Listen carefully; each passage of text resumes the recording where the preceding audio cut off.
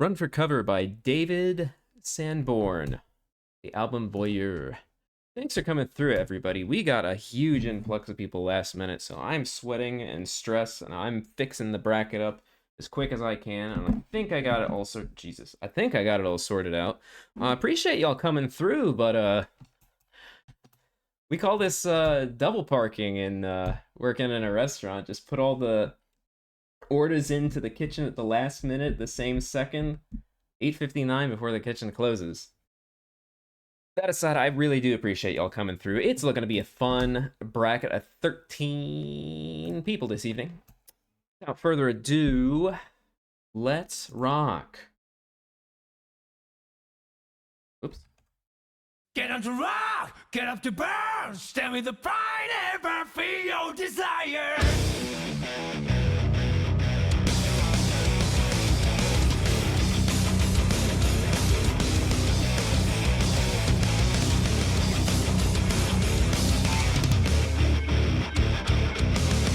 One day I noticed that my life.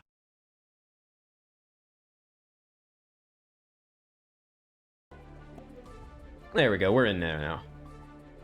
Whew, okay, Steve, nice to see you. I thought you said you could not make it this evening, so it's nice to see you.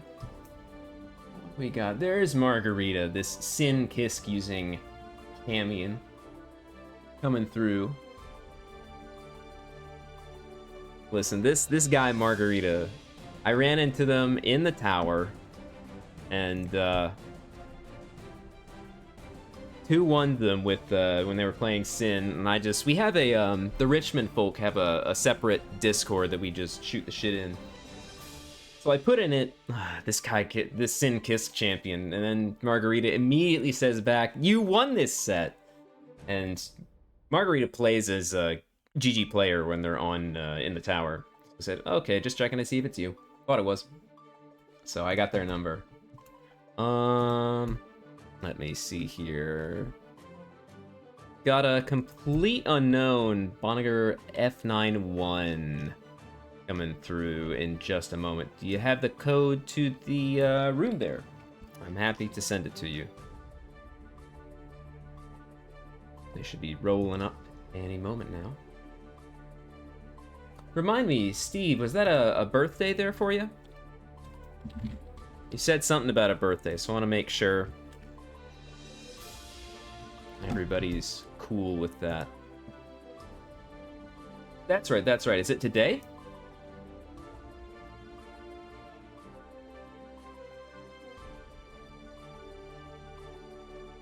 Here, I've sent the code over to Bonniger to make sure they get in.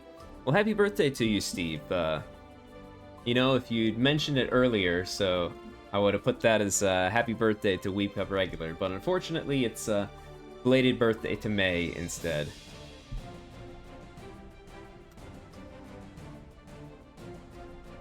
Alrighty. Praying for a good connection today. You know, I don't know if that's what you need. Head Chef, you gotta... Head Chef here has been on an absolute tear lately. Won a bracket the other day, and at the monthlies, got second. In fact, put Kid Dracula down in the losers bracket, and 3-0'd them.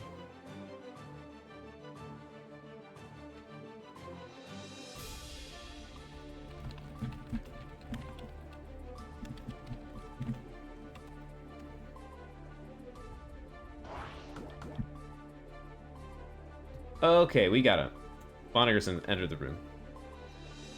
And let's see. Is that a Kai player I think I saw? Apologies if I pinged you a bit much there. It was just making sure everything's moving along at a decent pace. It's moving a bit slow. Like I said, sorry if I'm rushing you, but thanks for coming through. I don't believe we've seen you play in this bracket before.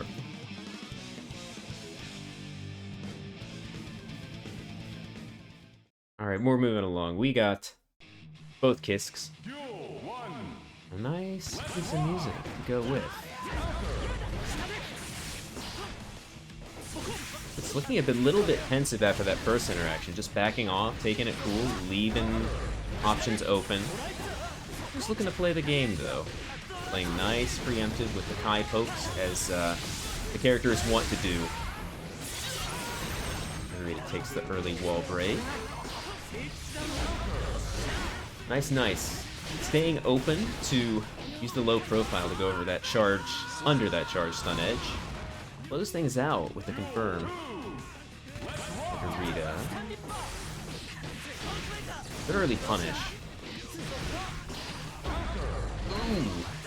Just Boniger trying to be cheeky. Trax expecting Margarita, expect them to hit a reversal.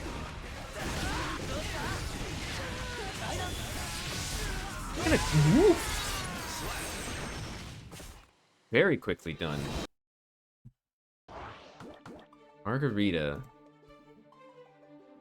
Racking one up early. Profound sadness. It's, you know, that's how it is sometimes.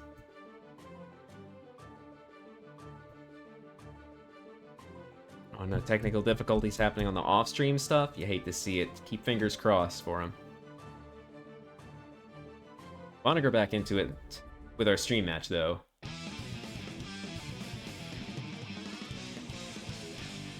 think Boniger might be looking to play a little more patient this round. Margarita is nothing if not willing to check interactions in neutral. Ooh, no, Margarita's looking to play patient in neutral. I think they're both looking to play patient in neutral. It's just a issue of being too quick on the draw, too slow on the draw. This is the second hit of the DP. Interesting. Margarita's definitely playing neutral quite well, though. Ducking projectiles. Playing patient. Ooh, just does it. Disrespect on display.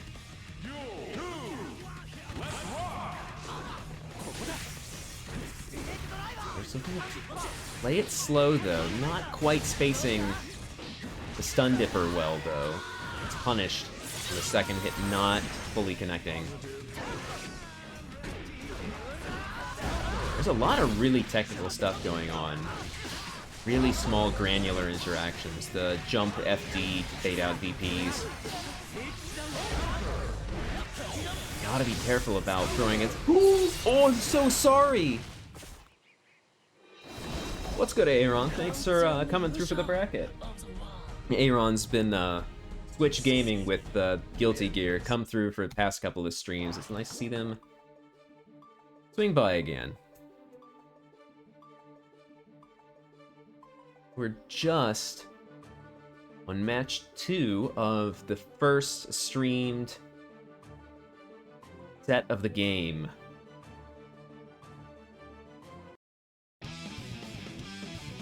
Well, if you're looking for someone to enjoy, we got two nice balanced characters on screen. Sin Kisk with his own resource. He can be a little bit explosive at times. Has to vary the pace up so he doesn't run out of fuel before he can really make big hits count. With that, nice early wall break by spending all the resources. Boniger making the neutral work for them. Okay, starting to realize what they're up against. Very eager to throw projectiles in neutral. Still, I worry that that's going to lead to more danger from the various tools Margarita has at their disposal to go under and over stuff.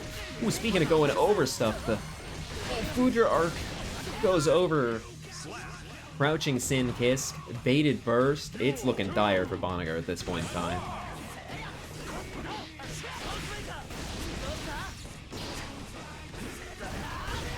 Under pressure. Ooh, nice! Just hits a close slash. Getting slowly pushed back to the corner after that reversal. The back throw incident between jump attack and the landing follow-up.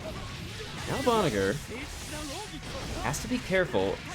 Makes the spacing on the charge stun edge work for them that time. I like the what happened there. Margarita just sends it. It has a 100-meter. Why not? It's not gonna fully connect. All right, there we go. Stun Dipper working. Vonnegut finding the right spacing. Has to be careful now. Ooh, okay, takes a round. Vonnegut fighting back. It's a nice chunk of burst going. Remember, it got baited a round or so ago. Eager confirm into Stun Dipper. I caught mashing on Wake Up too. Margarita, 1 bar of stamina, their name. Little eager on the confirm there. Margarita's quite a technical player, really loves characters like Zato and Melia.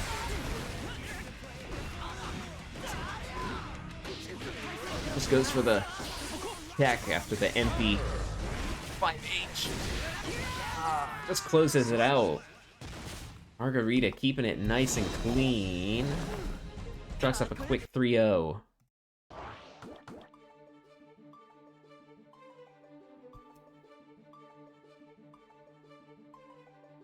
Oh, that's my bad. I did forget to hit the start button.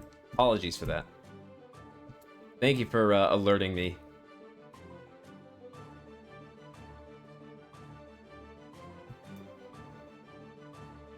Alrighty, with that, we're gonna be moving on to our next stream match. Stinky Steve and Cherry Creamsicle.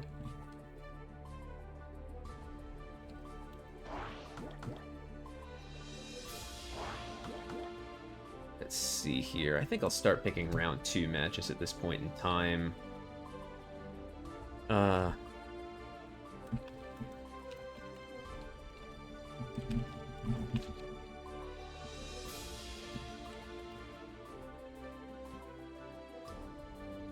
Stinky Steve entered the building. Has likely got their randomly assorted Guilty Gear playlist ready to go. Wanna learn Slayer? No.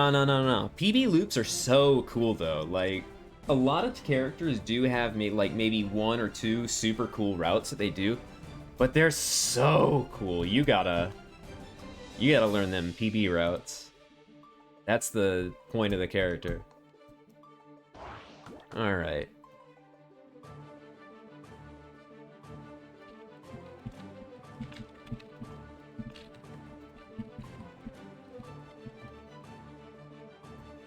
Alright, we got one of our round 2 stream matches ready to go. Well, that's the thing. You can have your own things, but it's going to be a little more on the granular side of the game. Like I always say, my business card, my signature thing that I do that I don't see anybody else do is OTG Fujin into fan toss in the corner. Because it's so plus, and I don't see any other Anji do it. It's, I guess it is a little bit unusual. People like the safe jump. I respect that. Alright. Cherry Creamsicle has not entered a WeebCup for quite a while. It's been a little while. It's nice to see them back. Another Kai on stream. I hope y'all don't mind too much. Always appreciate Steve letting the intro roll.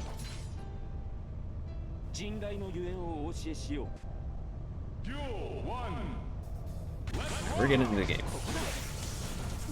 This generally is an interesting matchup from what I've experienced in the past. Kai is a rare character who can get safe jumped by Anji in situations where his jump in would be too slow to beat most DPs. And Cherry Creamsicle is looking to interact with Fujin. Let's XP from Stinky Steve. And Stinky Steve has so much meter to work with. It's a kill for sure.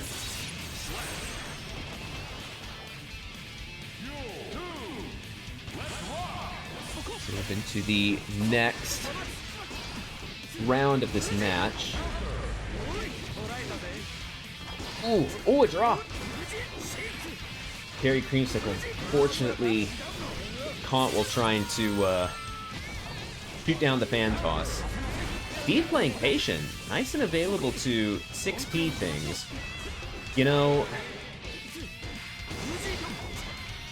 You love counter super that much and it doesn't quite pan out for you. You gotta learn from that.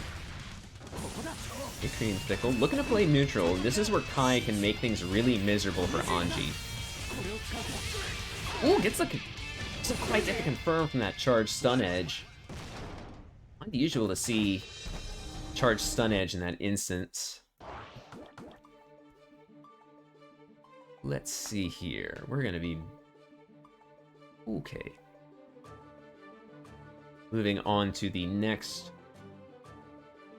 match of this set in just a second here. No hesitation.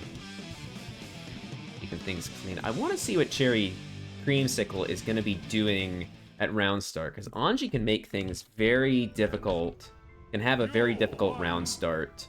Because Kai has big range, has speed for that range. Again, lots of charge, stun edges in neutral, and kind of worried it's gonna lead to a downfall for a Kai player. Ooh, goes under the 6B, very nice. Hey, Creamsicle's gaming. Oh, it's not the biggest punish in the world, but is painful to deal with.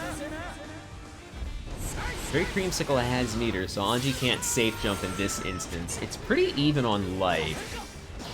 Alright, just goes for the, You maniac!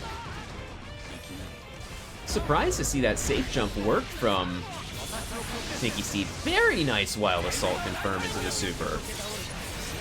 Very Creamsicle, staying alive.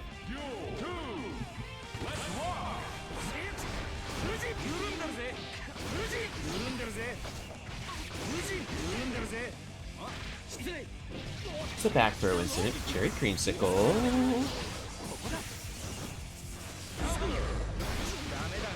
Air to air from Anji. That can be a weak spot, so Steve starts to get a little too ambitious with that. Maybe Cherry Creamsicle can take advantage. Maybe not in this round.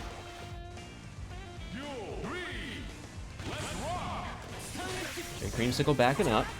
Finding a nice healthy range to throw projectiles at and also be wary of spin to go through things.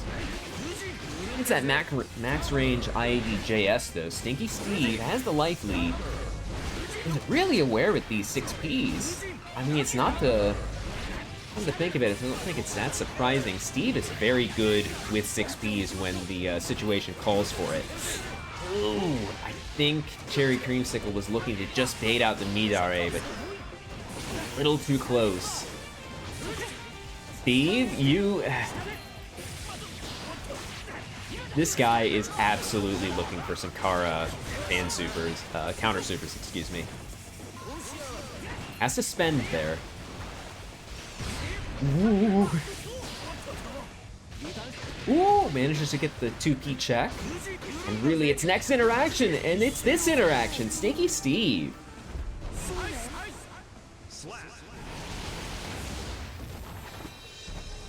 2-0 now. We have got our next two streamed matches lined up. I will be adding those to the docket in just a moment. Things move forward with this on-stream set. Alright, just in time. Set number 3.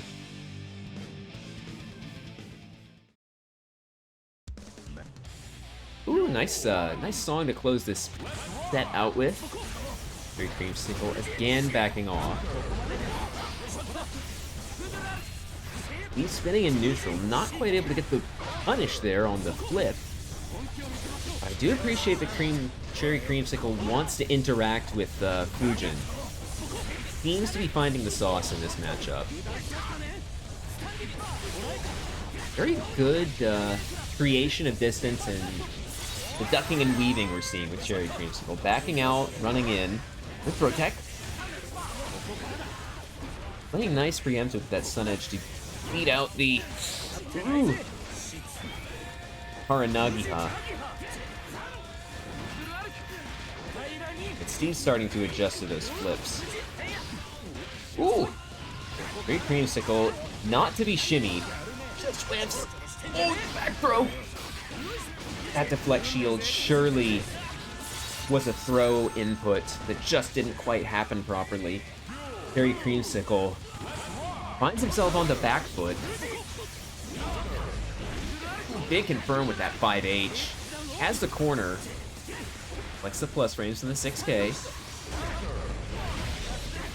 Uses the RC to correct the option.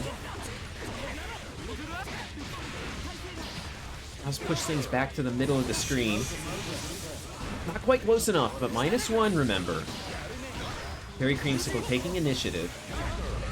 Big 2H counter hit starter. Steve, spending burst, really wants to close it out. Fortunate drop. Leads to a back throw incident, and that ambitious burst surely will come back to bite them now. Fishing for a big hit with that 5H. Jumps over it. Cherry creamsicle is looking to interact with Fujin. I've been saying it all set long. It's the big punish with the far slash. What happens when you play nice and patient and neutral? Leave yourself available to attack the opponent's options or not attack if the opponent does that option. Not quite. Ooh! Oh, we had an opportunity there, Steve! It's the plus frames from the Sacred Edge. Very creamsicle, stealing the burst, delaying it. Not quite. Oh, Steve canceled! Brilliant! Remember, you can cancel out of the counter super nice and quick. It punishes at ranges where it normally would not be an option. Very nice. Steve cleaning up. Good to see you in the chat there, Tillian Vote. Heard you weren't feeling well, right? Hope that clears up soon. Appreciate the parry emote. Alright, first match. Gonna be Rain and Envy. Coming on in. One moment, please. Get everything cleared up.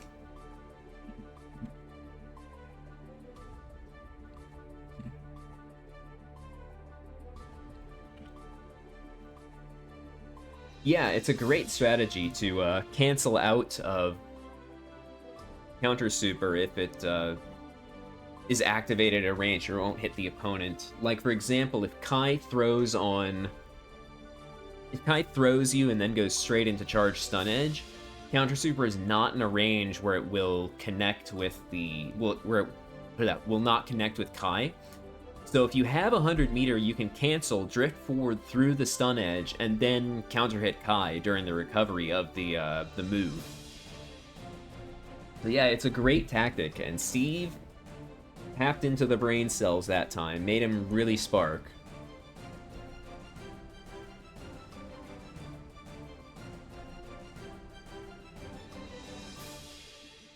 Good to see Cherry Creamsicle coming through from the North Carolina scene, if I recall correctly.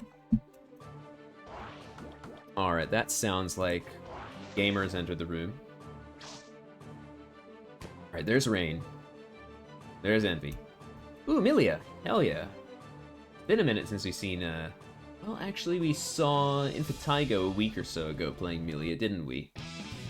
Still, Amelia's a pretty rare sight in WeebCup. It's nice to see them come through. Rain, #1 seed, nothing really needs to be said. Plays Johnny, has great game sense. I had a chance to run into Rain in the tower earlier. I believe our set was 8-7 Rain's favor. It might have been 9-6. I don't quite recall off the top of my head. Both these characters with 9-frame bar slashes. A nice explosive with round start that goes straight to the corner. Envy just command dashing for all of their life, managing to get that big confirm off the 6H. See, here's the thing. Amelia does a lot more damage than you might think. Amelia has surprisingly good damage. And, you know, Johnny's not a low-life character. Immediate wall break. Without even spending any meter, Rain manages to turnabout fair play about the same amount of damage to Envy. Envy takes that first round though.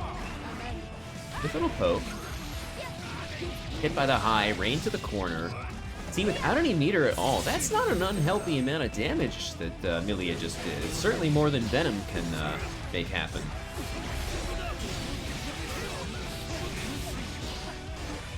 Rain. Beat the YRC! Doesn't have any resources, so it won't kill for sure. The Artemis. It baits for a throw. Ooh. Rain playing very aware. The command dash can be pretty tricky to react to. Lots of resources available. Ooh. Round starts was pretty slow a second ago. Rain looking for a burst that never came. Only get caught by it as after Envy stood up. A Rain spins burst. Ooh! What a command dash! Ooh. Remember, that's pretty minus on block, the S-Disc. You gotta punish it. Rain is nothing if not aware of what to punish. Indeed! It's the first match, though. I mean, isn't that the essence of Guilty Gear? C-Drive? Every character but mine is whack, and I also hate the mirror match.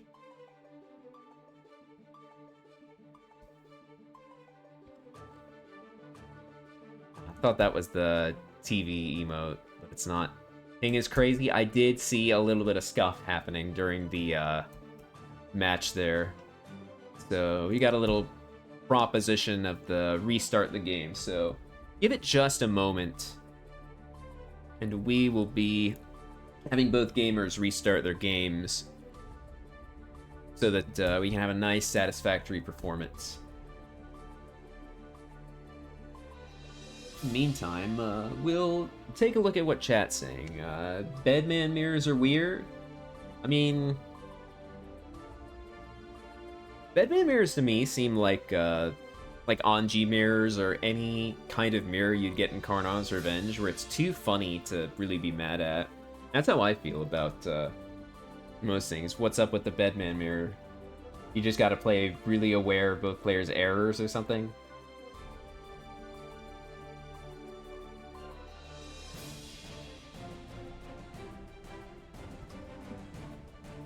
Yeah, we love stupid Sin combos. It's always great to see. Honestly, like, the more stupid your combo is, the better it probably is if Leo Whitefang's anything to go by. Ooh!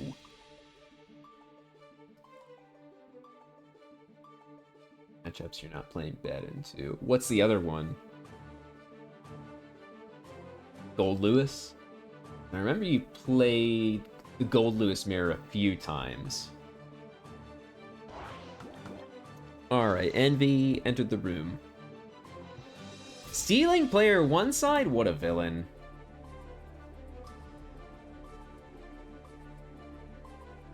Oh yeah, the Gold Lewis mirror seems way too funny.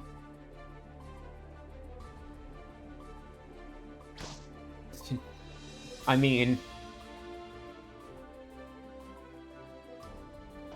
Alright, Rain has entered the venue. Eddie alerting us to her presence. Envy now with the confidence that comes from having player one side being able to inflict psychological damage with whatever music choice you please. You're resuming this match. Ooh, Abbott theme? I dig it.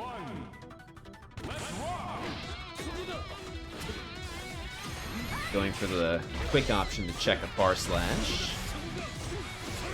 Has the greater amount of burst to work with. Envy's pretty quickly. A little air battle developing here, which sees a whiffed throw turning into a confirm from Envy. Through the wall, Rain looking in dire straits right now. Good check. with the Queen of Spades, my favorite song by Styx. Driving Envy to the wall, has an Ensenga to maintain pressure, or at least keep safe. Just gets clipped by the overhead though. Rain, it seems like the overhead is her worst enemy. That JH is making things happen. It can cross up, it can hit same side. Ooh! It can be a non-factor when the far slash is in play. Terrific air throw into a card setup though. Rain keeping the pressure coming. Look at this card on the table, card after card after card in the throw. Lovely bluff under card pressure. Ooh. Does not care about the Iron Savior at all. Just misfire it. Another air battle. Not quite developing. Being flipped by the JH again. It's crossed up. It can cross you up in the corner, this character.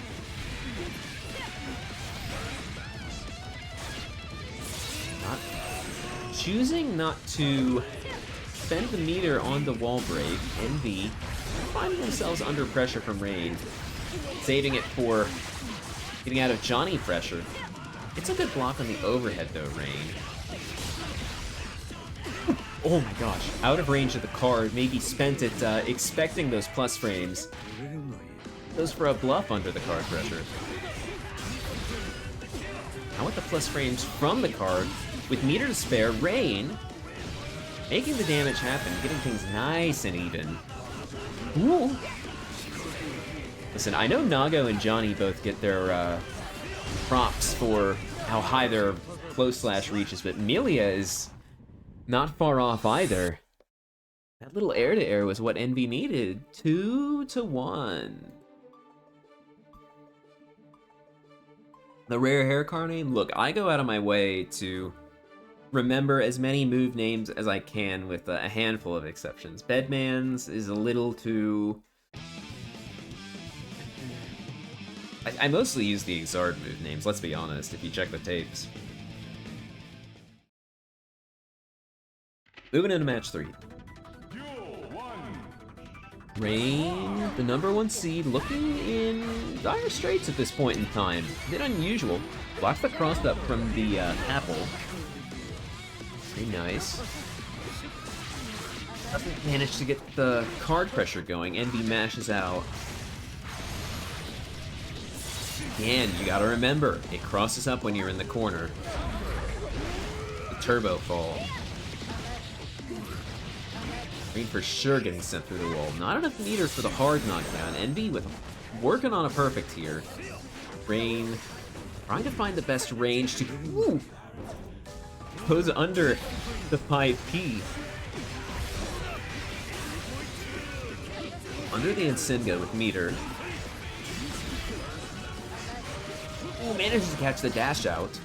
The falling JS. To throw to close things out. We see a 5K at round start. No! That leads to problems. Envy just getting the run up close slash. The no mix. Rain down to about half their life. Flipping in. Wild Assault continued pressure. And a JH again! It's been a constant problem for Rain throughout this set. Ooh. Finally blocks the cross up. That's 6H. Counter hit surely will close things out. Remember, Melia is a low damage character. Allegedly. Envy. A decisive set. We'll be moving on to top 8 winner side.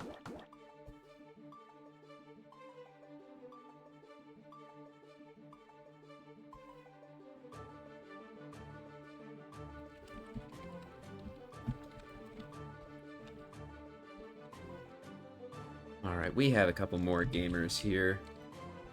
Coming through. C-Drive. HoboNinja.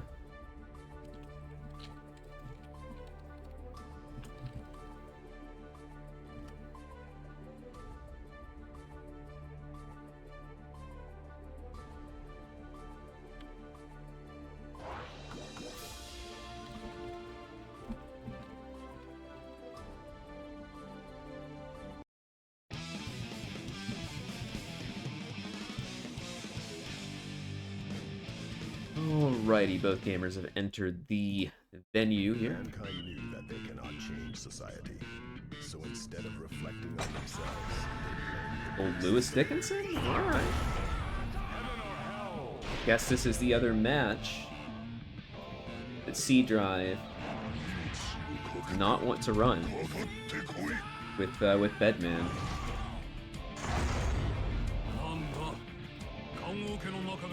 I switch that thing.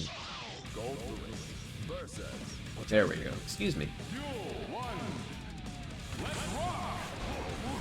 HoboNinja taking the early initiative in this battle of two big men. Ooh. D-Drive, finding a counter hit. Not the hugest confirm. Doesn't manage to go into a BT. I think in the mid-range, Potemkin might have a little bit of an edge with tools like Flick and R/Slash and 5H. Quick reversal of fortune sees HoboNinja in and out of the corner in a jiffy. Blue Wild Assault with the 6P to deal with shenanigans after the backdash. First to avoid the scoop, D-Drive with 100 meter chooses not to go for the laser. We'll see if that comes back to bite them soon. Ninja getting bullied by Yusuf, just hammer balls through it. Brilliant. C-Drive manages to catch with an errant BT. Just a 5P check. I was talking earlier about Stinky Steve having very good 6P anti-airs. HoboNinja has great 5P anti-airs, and that led to a situation where they could chip out with the slide head. That 5P anti-air seems pretty good now. It seems pretty good in most matchups, but I worry about what it's gonna lead to in the case of trying to check something like Gold Lewis's JD. That belligerent button. Oh, the big damage. HoboNinja. So much meter.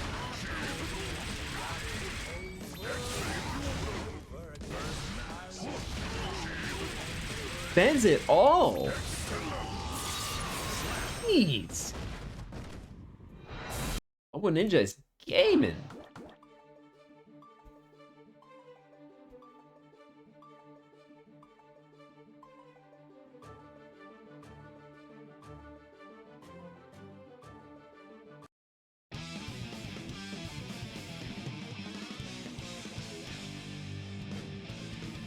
HoboNinja.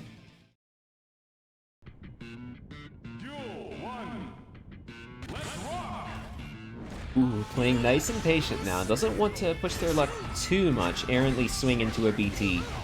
Just use up armor. You know, you have to go for it at some point. The reset into the Potemkin Buster can be super spooky. Ooh! You know, you have to go for it. Ooh! Oh my gosh, that was such a bold call out. I thought for sure C-Drive was jumping. Doesn't get the confirm in the BT. Let's find a new BT to... Oh, doesn't quite get the confirm. HoboNinja under pressure though. Does fall with their back to the wall. It's 6P. Now the C-Drive pressure begins. Has some resources to work with. HoboNinja again checking their way out. Look at this, the 6P into the heat tackle. Interesting development. C-Drive could reversal here. No, chooses to just 5P out. 2P, excuse me. I really like that 6P into heat tackle we saw earlier. I think I'll expound on it next time something like that happens. Unfortunately, tried to PRC Heavenly for a quick reversal out. Doesn't make it happen. Nice, using the reflector.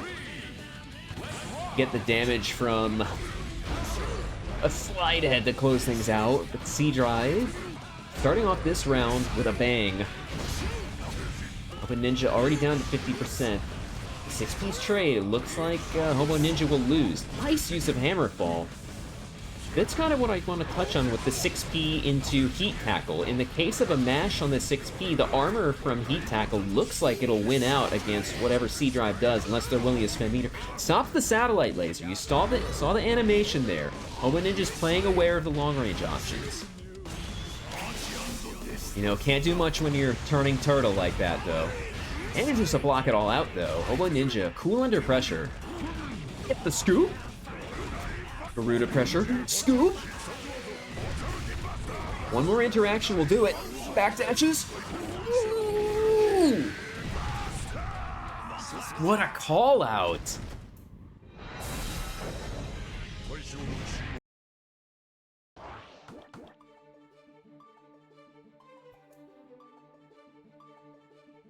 That's the second game we've seen. It's been closed out by Potemkin Buster. I gotta put another of the ASCIIs in the chat.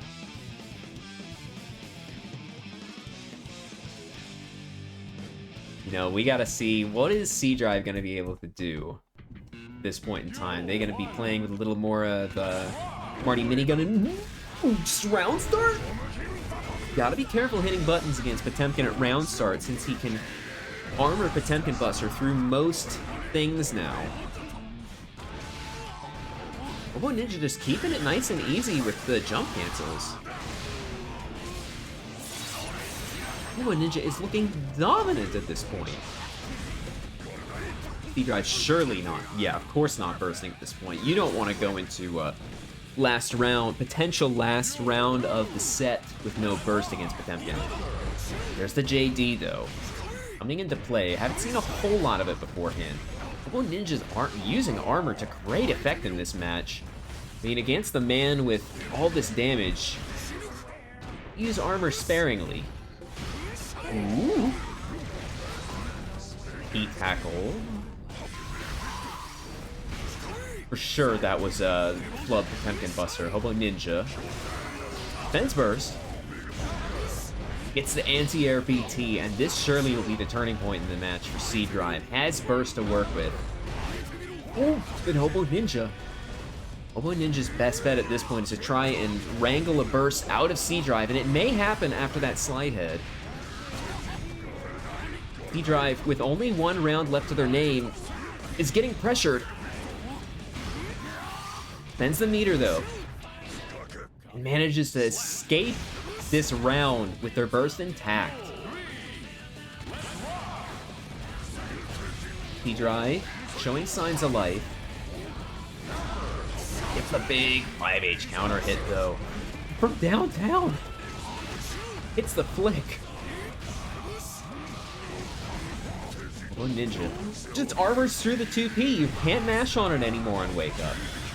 That's up the reflector just to get the pressure and get the threat of a high-low, but the reversal, this can beat Potemkin Buster's armor.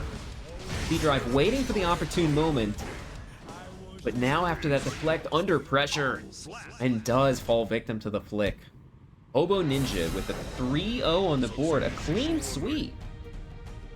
Come to think of it, we've had quite a few clean sweeps on stream, haven't we?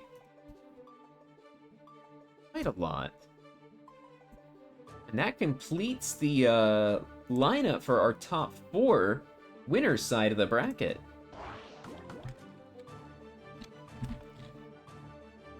Alright, we will have those matches up in just a moment. HoboNinja gets to take a minute to take a rest. We'll have Envy versus Margarita. Winners side top 8. I will ping them now.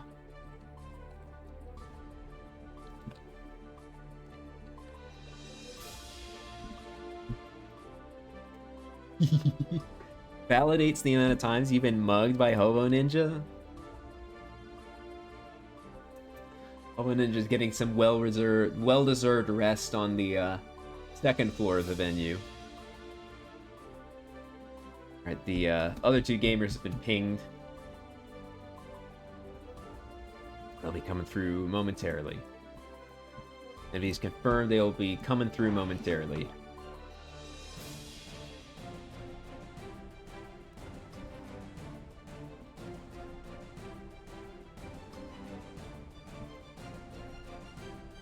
Great things happening on the loser side of the bracket. We got C-Drive facing off with Alpha Drax, a Viking player rolled through a few weeks ago. Stinky Steve versus Emo Scooby-Doo. You know, you can't go a single bracket without it happening. Rain versus BT. That one's fun. Rain played alongside BT in a team tournament for Guilty Ear about a month or so ago. Interesting to see how things are shaking out. Bedman player Head Chef is going to be facing off against Boniger, the Kai player, or Cherry Creamsicle, the other Kai player, depending on how their losers round 1 match shakes out. Oh no, backdoor dealing happening in the Discord? Envy sending a message to Margarita, if you lose, come back to Milia.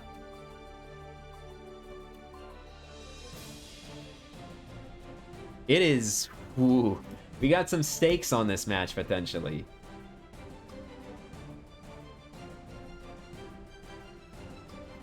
I will never play a low tier again, Date Bio. I don't know, I wouldn't say Milia is low tier. Milia is doing just fine for herself right now. Maybe she's not as overwhelming as Sin, but, you know, a bit of jousting with the positioning in neutral. Really getting a good JS confirm. And that hair car can really sneak up on you from the big distance like that. It's difficult to react to because of how quickly it moves forward. And that command dash as well, just swoosing right under Margarita's far slash. Now under disc pressure. Margarita through the wall. 1 round to Envy's name. Starting off with S-Disc. Eats out most pokes, it does. The cross-up. Remember, even in the corner, Turbo Fall can cross you up. C to maintain pressure, even under block. B. Getting the Capel, I honestly have no idea which side that hits. Whew. Excuse me. Not quite sure what happened there. I'm not sure which side Capel hits on when you do it like that. I want to say it's the same side thing. Margarita is catching up nice and quick though, just spending the resources. You know, stamina comes back at the beginning of a round. And like tension.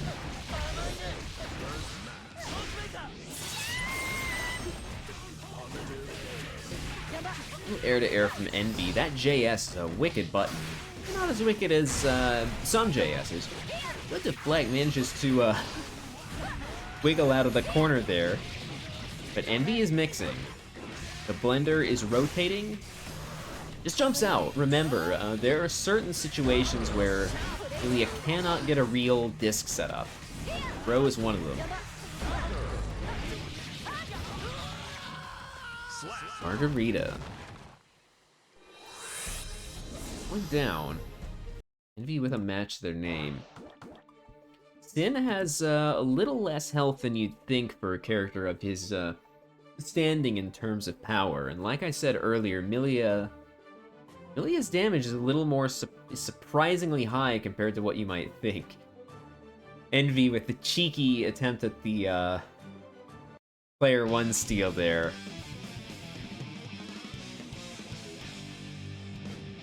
This is the second match of the first set of winners top 8 here. Envy with 1 on the board. Margarita has to be careful to try and make up the distance created. Speaking of the distance, Envy is playing a great spacing game, with weaving in and out. Again, the hair car. Gotta be careful of Iron Savior at that mid-range. It's not quite as fast as something like Stun Dipper, but it can catch you off guard if you're not paying attention. Oh yeah, Envy is making Milia look really potent right now. Ooh, catches a Wild Assault? Clearly that was a fumble on the input there. I'm not sure why you'd Wild Assault there. Manages to Survive the Capel pressure, but not wiggle out of it. Remember, you gotta interact with Capel at some point to survive it if you're in the corner. Aiding the reversal, I think I saw the green bubble. Yup, there it is. Remember, Milia is in a crouching state after Winger, so you can get a bigger confirm off her than you think you might be able to. No stamina to work with. Margarita forced to rely on other resources like tension. Ooh. Envy. It's about another You know, there's only so cheeky you can get with Iron Savior. First, okay, Envy is looking to... Ooh, okay.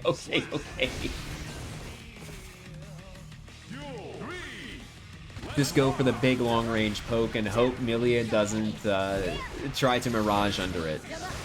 Gets the pressure with Capel.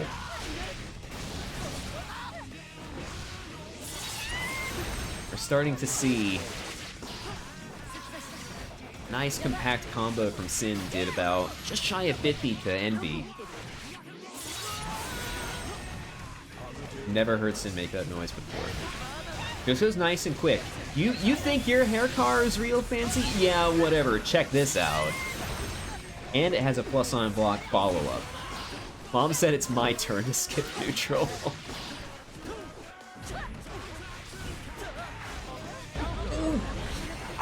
Expecting the Capel right there. That's how you beat it, air throw. Margarita pays dearly.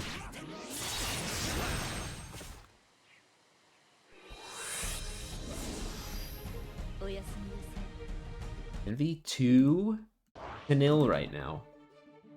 Oh yeah, that was definitely neutral. I can't think of a single other time I've been commentating WeebCup, and we've seen two characters at full screen just staring at each other like that. Someday I will create a demo reel commentary, and I do want to include that moment. We're moving into match 3 here. Envy looking dominant. The 6Ps trade, and Envy with the cancel into Estus takes priority. Ooh, the cross-up JH. It's been tricky. I feel like most of these gamers in WeebCup this evening haven't been quite used to seeing it. Envy misses a big punish opportunity. Margarita collects a back throw. Collects a burst. Manages to spot the Mirage with that RC. But Envy, what a confirm, just goes for 2P RC. On set point.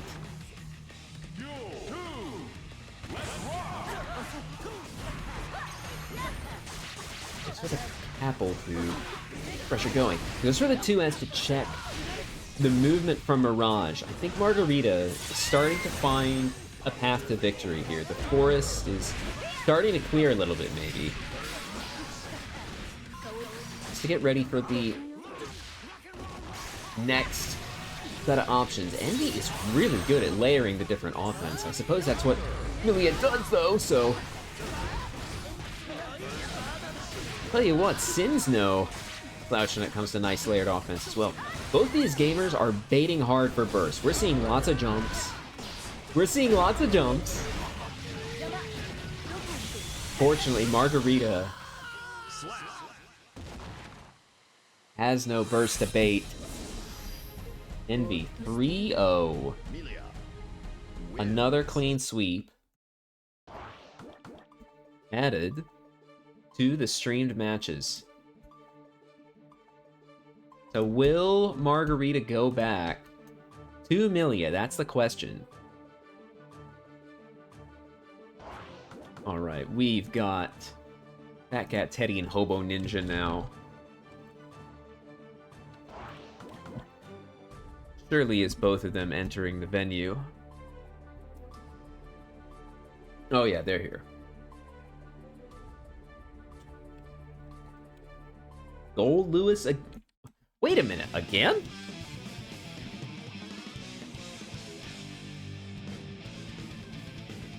The two burly dudes again? Both the similar colors. Ooh, the arranged Testament theme? I dig it. HoboNinja. perhaps looking to use the same tactics that prevailed against C-Drive's Gold Lewis. Not quite able to get the same tactic of canceling into heat tackle working on a clash. Now it's Teddy's turn to grapple. Big 2S. Keep the flow. Perhaps HoboNinja looking out for a burst.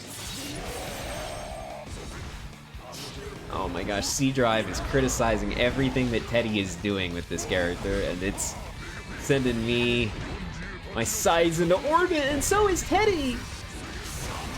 Has to burst there, else you die. Finds a nice opportunity to get the... Oh no, HoboNinja. The opportunity to satellite laser. HoboNinja a little too ambitious to try and get through it. Ooh, gets the big counter hit with the BT. Teddy.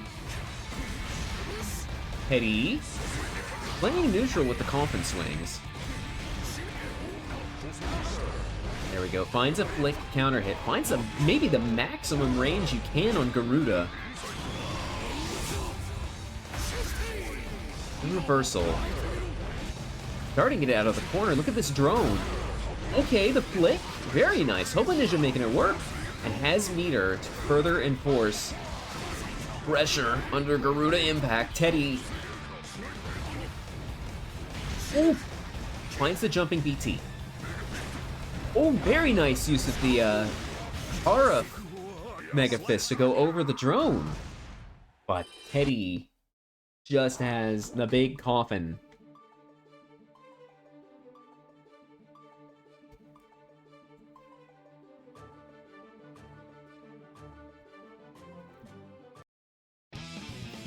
What are you people putting into the Discord here? Ridiculous. Alright, we have got news that Stinky Steve and Rain will be meeting on loser side of top 8. Our other loser side match is yet to manifest. You know, sometimes brute strength and ignorance is all you need to win. You just gotta be belligerent, and maybe you're not as clean, maybe you're not as fancy. And like I said, belligerence, brute strength, and ignorance is what carries the day. Ooh, the backdash. Leaves Teddy in a situation HoboNinja takes advantage of. Fortunately catches the recovery with the drone. HoboNinja, nice deflect. There's that strike throw pressure that comes from the plus frames. Teddy guesses correctly though and cleans up. HoboNinja jumped over with the JD. Been saying that 5H is a great anti-air button, but JD seems to be the answer at that close range. Ooh, armors through the dust. Teddy with a big backdash. Remember, big fellas get big backdashes. HoboNinja forced to spend burst at this point in time.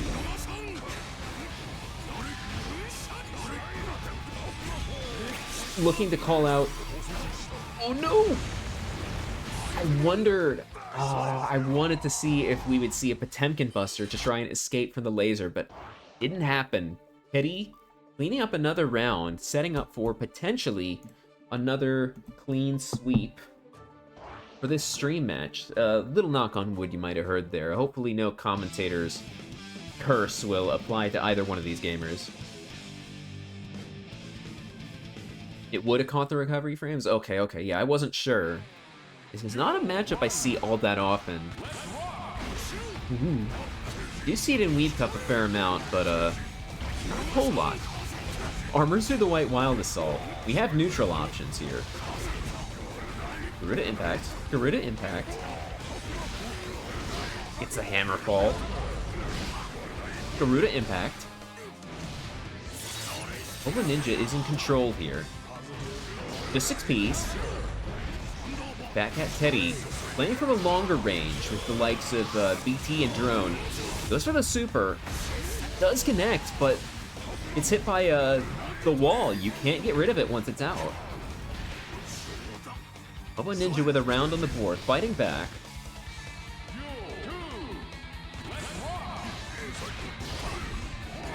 Ninja.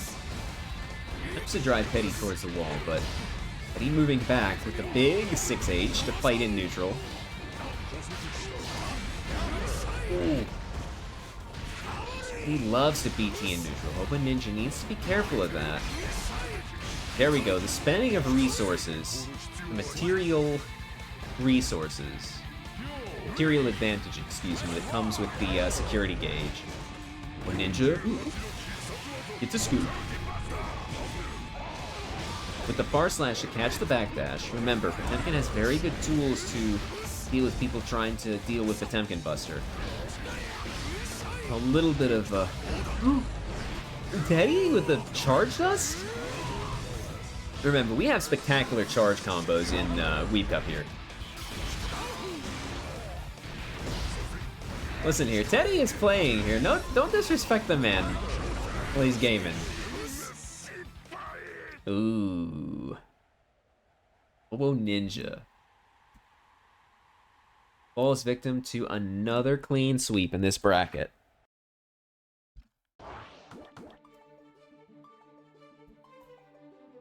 HoboNinja will be moving on to loser's side of the bracket along with Margarita. Face the winner of Stinky Steve versus Rain. We're still waiting on the winner of C-Drive's losers match, so I think we're gonna move ahead with Stinky Steve versus Rain.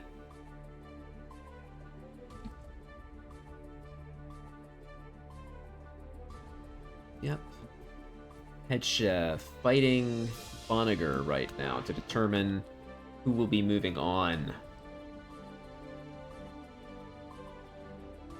Excuse me, I'm fumbling with the controls here. Don't mind me.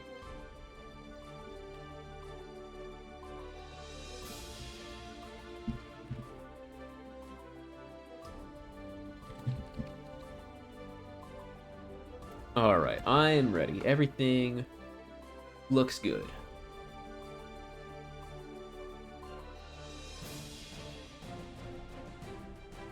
Both gamers at the podium. Having played this match earlier in the day against this very gamer Rain, there's a lot to unpack, and I know I unpack it on the regular, but They cannot change society. ooh, nice song. Reflecting on themselves, they blame the beasts. The intro roll. Oh, I would have done the intro roll. Steve must be careful of Johnny's ranged options here. Gold Burst, very nice way to slip out of the Senka pressure.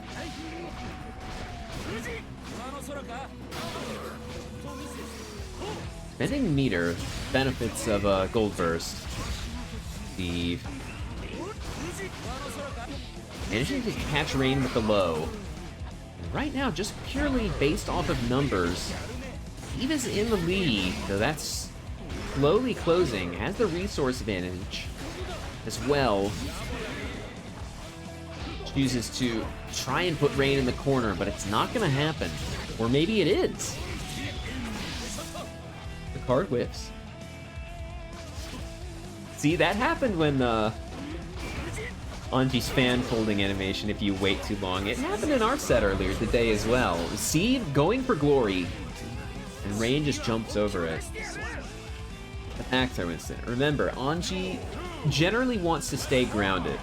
Has tools to deal with characters that go in the air, but has to play pretty committal around them. Ko, for example, leaves you hanging in the air a good while. So you need to be wary if the opponent's too high or air dashes out in time.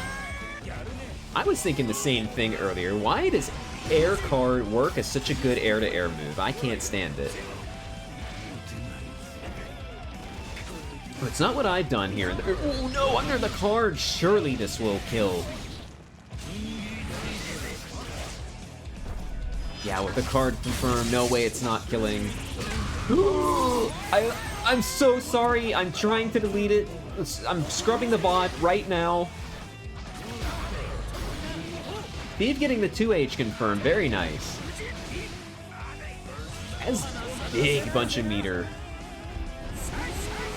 And this is the chance Steve has. Rain with more resources, but Steve with the hard knockdown. Yep, safe jumping, the reversal. Just gets a scoop. Listen here, hang on a minute. Listen. Keep it down, quiet you.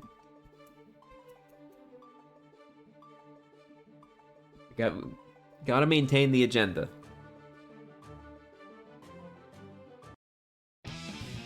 Don't tell nobody.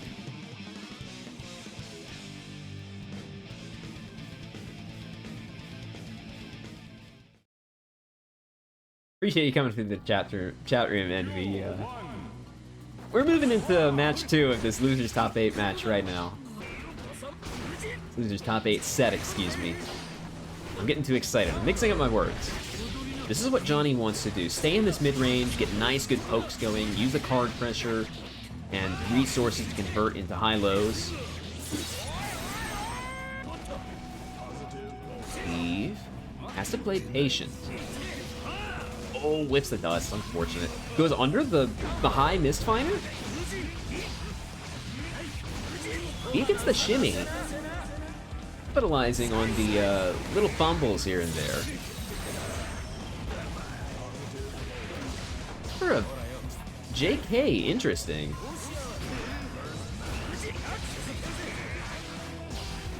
Keeper burst. And finds it, perhaps not in the way they wanted, or quite when they wanted it. Steve, under pressure now, but has their own no, spends it! I could see it happening during the RC animation. I thought, you know, unfortunate. Johnny has strong round starts situation against this character as well. I feel like I've gone over it every week on a week-to-week basis. But the likes of 5K can beat most of Johnny's mid-range pokes. But he has other options to deal with it. Steve, flying pressure, has a bunch of meter to work with. Choosing not to keep Rain in the corner. Spends the meter just to get the hard knockdown. I think with the life that Rain is working with, it's the right choice to make. It's not the safe jump, Steve! Unfortunately, Rain, with like a whole bunch of meter, can make this really count. Not kill! Make it really count. Life is looking very even right now. Steve surely will spend. You know, I respect it. Gotta be careful here. Ugh. The card toss to close things out. Rain chalks up another one.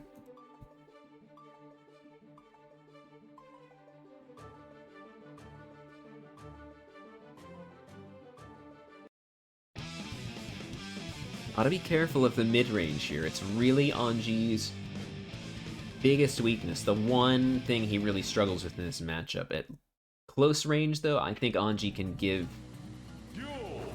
Johnny a run for his money. The long range, Anji must be careful of things that can deal with spins, recovery, the big long range moves like the Mistfinder, the Far Slash, the 6H, and also must be careful not to accidentally run into a card. Johnny can really pull up on him, and with no reversal, Anji really struggles.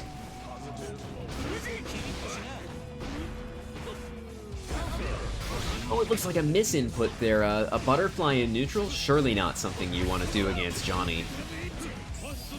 Recklessly or well calculated. There's the 6H, like I was talking about. Catching the startup of spin, catching the recovery of spin. Two things Anji does not want to see. This is Rain on set point. Just using little checks. Steve. He's managing to fight their way out though. Instant air dash. See, under the card pressure. Gotta be careful. Does tech a throw though. There's one thing I can give to Steve. Well, I guess I got a couple things to get to Steve. He's great at second throws, he's great at 6Ps. See what I mean? Run up, counter super. Listen, don't take your advice from Petty. I know what he's saying in Twitch chat right now, but you can't take him too seriously. Rain with meter, Steve under pressure. Gets clipped by the Ensenga. This is gonna do a grip. Not gonna kill. Rain spent the meter. He's got one chance. Half a bar of both burst and tension and a dream. 6 Ps. Has to dash block for their life. There we go. All right, Steve's making it happen. Has the corner. This may be what Steve needs. All right. Forces the burst out of range. Gets caught by the misfire air dashing in. Unfortunate. Unfortunate. Steve will drop out of this tournament. Happy birthday to you, Steve. Thanks for coming through. I'll pour one out for birthday boy. But, saw some good adjustments towards the end there, what with the dash blocks and whatnot. But, unfortunately, unable to bring it back. C drive. We'll be playing Head Chef. You saw Head Chef roll up into the room just a moment ago. Maybe a bit of a spoiler there for what happened with the bottom half of the bracket. Alpha Drax out. Bit of a surprise. The Boniger goes home after tense battle with Head Chef, who's moseyed into the arena right now.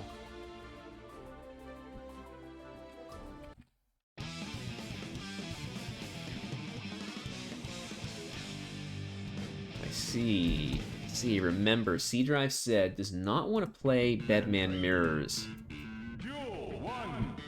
And Head Chef, as I've said before, has been gaming. Great use of White Wild Assault. We haven't seen it too much in this bracket. We saw a little bit from HoboNinja earlier.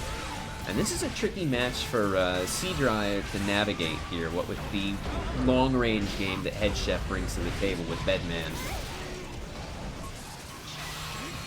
Opting not to go for quick detonation of the head bomb, that capitalizing on the plus frames you'll get from it activating independently. That's what the errors do, remember. Activate independently and give Bedman humongous frame advantage, as well as with the install not be affected by getting hit there. The cheeky basketball toss with the score. Head Chef chalks up a W into the next round. Good check. 5-frame gap there between 2H and Malfunction. Play aware of it. You gotta check it. Malfunction is bad news to block. It's worse news to deal with as an error. And the damage here... No safe jump. That is a safe jump, though. Head Chef making it work, collecting material advantage from C Drive and forcing him to spend the security gauge.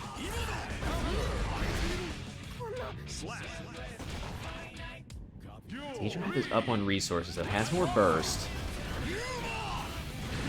C Drive with the 6P. Remember, it's a little wonky to use as a neutral tool, but it's so low to the ground. I think it will work fine as a 6P traditional anti-air function here. Chef with the bomb head, gets the cross up. This Bedman character may be huge and bulky, but has a great ability to move around, create cross-ups and high-low situations, pressure. Manages to get a counter hit. C Drive with the minigun, looking to retain their meter. Has 100 on the board. This could be deadly. Head Chef getting clipped here could turn out very bad. Head Chef doesn't find an opportunity to stop the laser from coming. Do a little bit of life, but does manage to find a confirm into the task B to close things out. Head Chef playing the game. 1 on the board.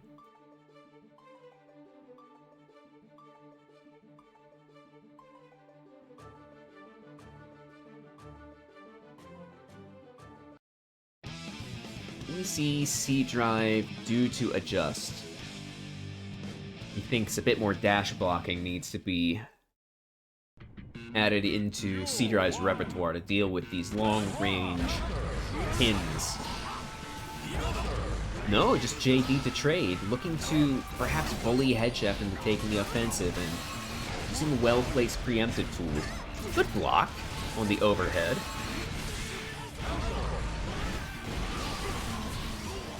Gotta use the RC there if you're 2H whiffs. Head Chef playing aware. Gets the fully charged malfunction. This could be really spooky. C Drive. Why don't they try to drift forward with the RC? Just gets caught and scooped. Jeff with another little W to their name, halfway through this set. JD air to air seems to be paying dividends for C Drive. Until it goes too low there, Head Chef capitalizing. That's what I mean, these asynchronous errors. You know, if you go for a three-point shot at a distance where a dunk would have worked, it's gonna hurt you in the end. Head Chef finding whiffed malfunction follow-up. Costing them here. Now they're starting to bring it back. C Drive has a ton of resources to work with. The air to air again. A bunch of resources. Surely C Drive will find a way to make this kill. Doesn't quite manage to get the pickup with the 2K. Head Chef in chip range right now. Just goes for a scoop as a reset? I dig it. Oh, that was slick. Not enough resources to survive the barrage from the minigun. Little Head Chef made things work, stole C Drive's burst, and has a bunch of bursts themselves to work with. We could see a White Wild Assault at any point. The Task B follow-up. Maintains pressure. Forced to scoop C Drive out of the corner as they fight their way out. Fortunately, C Drive is the one getting scooped now. Big explosion. To close things out. Head Chef. 2-0 right now. Looks to run away with it. Thinking right now is every set that's been streamed been a 3-0 sweep. I think it has at this point.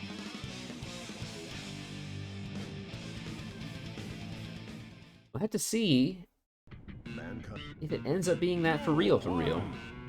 Move into the third match of this set. Behind the back. C Drive looking to find new options to deal with the needle there. But cross up bomb? This character is slimy. Head Chef. The overhead, overhead, overhead? You love to see it. And will close things out here. Spends the meter. C Drive has to hold on to burst at this point. Head Chef on set point. Ooh. C Drive starting strong with a big counter hit to get the DP pressure going. A bunch of chip there and a big bunch of damage. And the corner, C Drive looking unstoppable at this point in this round. Remember, Gold Lewis's offense is fundamentally flawed. Head Chef, fewer resources to work with. C Drive not quite pull up on tension, but has the security gauge. Doesn't even need it. Just spend the tension.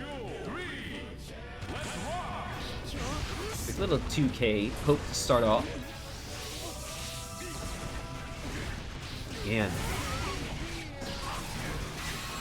Chef getting the overheads going, gets the error, the malfunction, excuse me.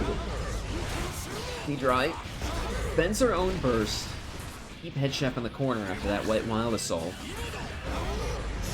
Big counter hit. This could be C Drive's pants. Ooh. Chef forced to spend YRC. C Drive could drop the laser at any moment. Doesn't even need it. Just needs the air-to-air BT. breaking the record of clean sweeps. 2-1 now. Still head chef's favor.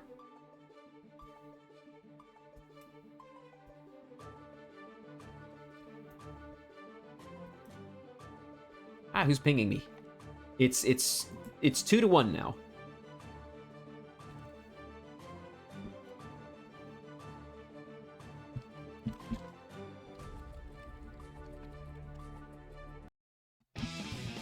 I didn't sleep through a match, did I? It's definitely 2-1.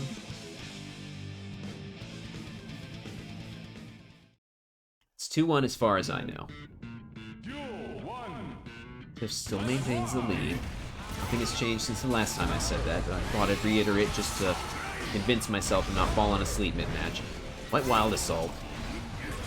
Which uses it to take a turn there. C-Drive is nothing if not belligerent, willing to throw out BT as a poke under pressure from the bomb head. A shove. Getting clipped by another BT poke. Woo!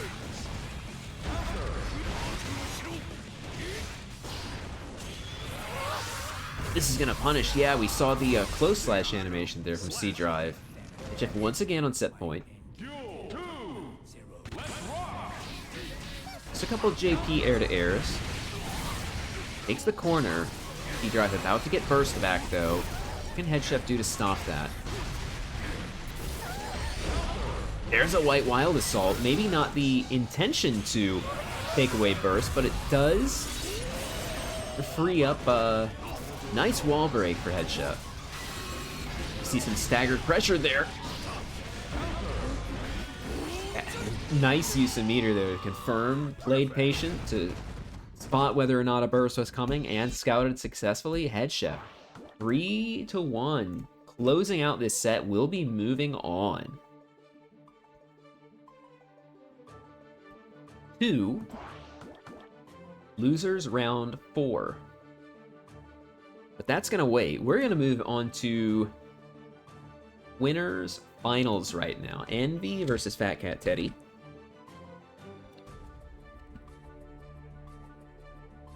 In winners finals.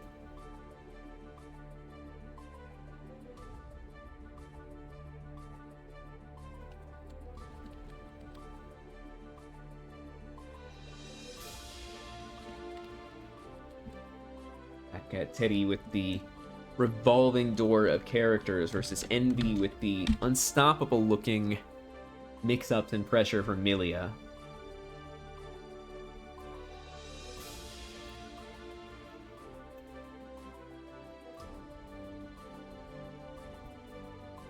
We're going into winners finals right now.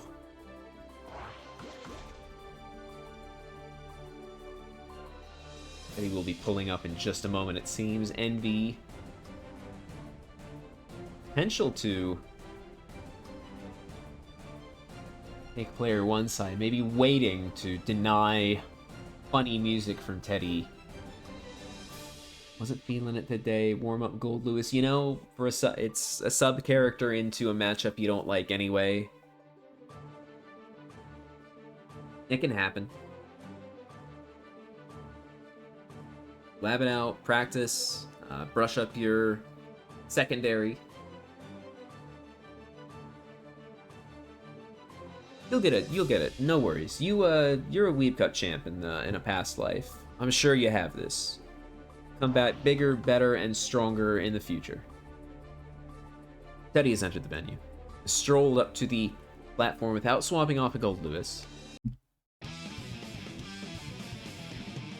We could see potentially a very explosive match. Gold Lewis has a lot of life and a lot of damage. And soak up what Milia has to throw at them. And make Milia absolutely explode if you're not careful. Good pressure in the corner. Just goes for a scoop. We'll see Drone pick first, though. Envy's being really bold with these pokes. Did Teddy hit a button? No, did not. This is going to be huge. Not the biggest combo, that's a quick little 40%. The behind the back? Oh my gosh. She might just like actually perish. Yeah, she actually perished.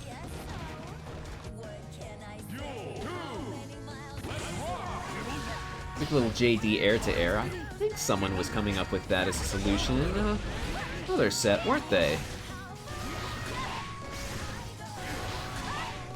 Alright, the mixing is beginning. Getting left-righted, overhead, high, low, left-righted.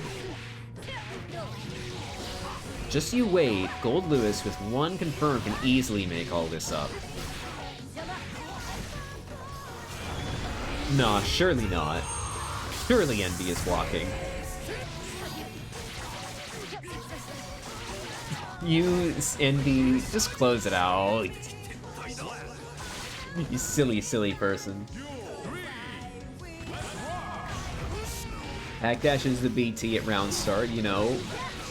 Wise strats for Amelia. Here comes the drone for assistance. Excuse me. Ooh, hiccup there. And he blocks the cross up. Very nice.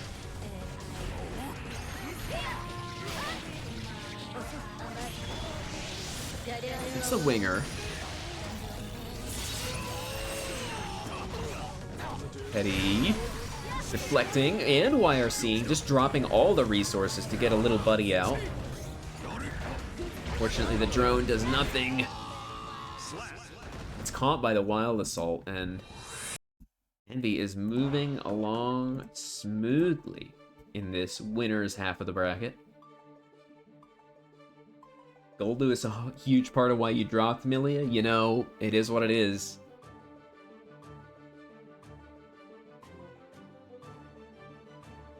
The risk of playing a low health character in a high damage game.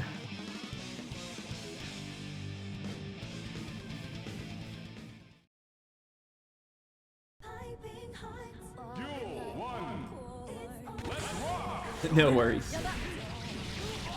Ooh. Just runs up.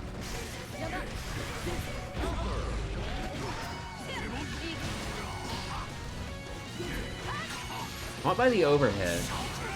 They can go high-low bunch of situations. He needs to go under the JD with the drift. Petty.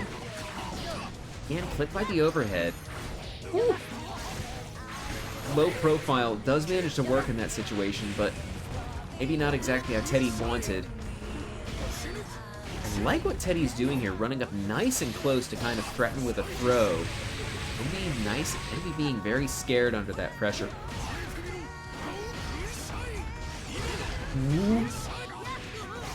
Well-placed deflect keeps Envy safe, opens the way to a victory.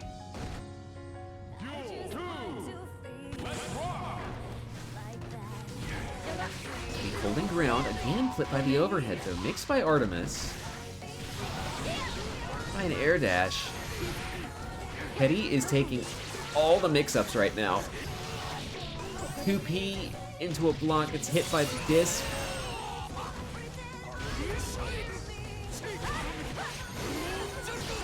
Or suspend burst there. Fortunate scoop for Teddy. Envy sitting pretty with a perfect. Looking to potentially add another 3-0 to their resume. You left your mac and cheese in the car? I'm so sorry, head chef.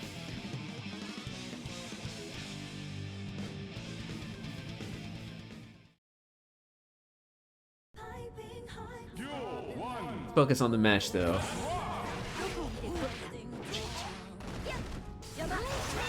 Gold burst early will help Petty weather this mix. Remember, it gives a slight boost to your defense.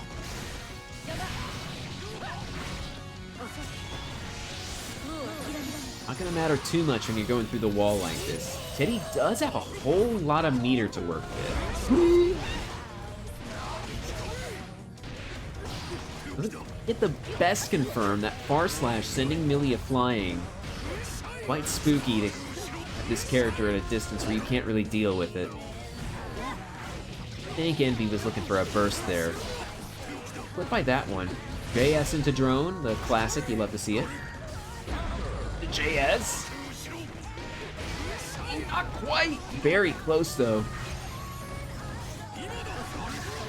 This JD with the great value Mega Fist, unfortunately.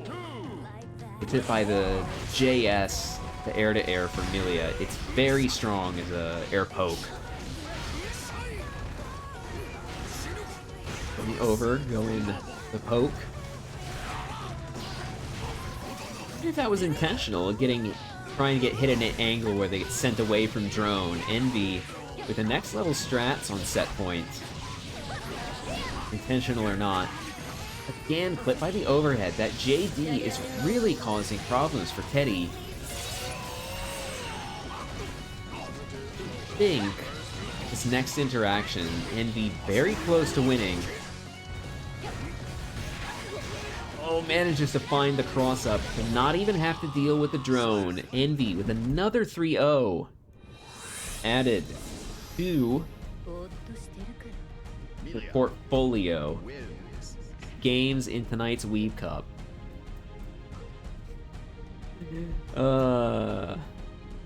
You people crack me up, you know that? Envy moving on to Grands. Teddy moving on to meet one of 4 lucky gamers on the loser side of the bracket.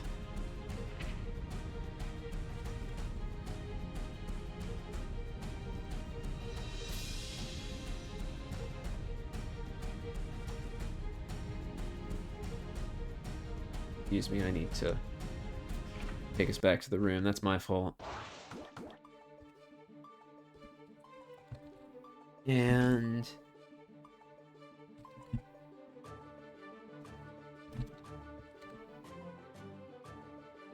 all right.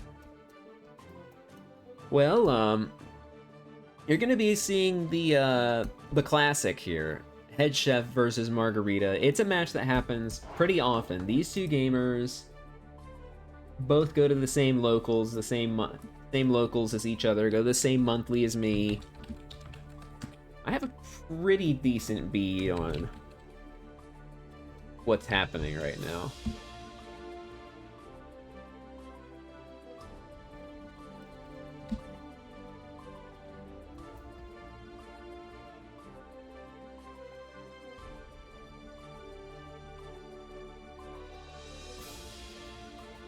This is loser quarters, excuse me. Almost made the same mistake.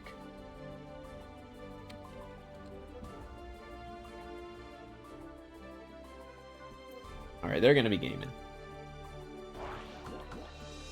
Hey, Tommy, Deepak Temkin, what's good?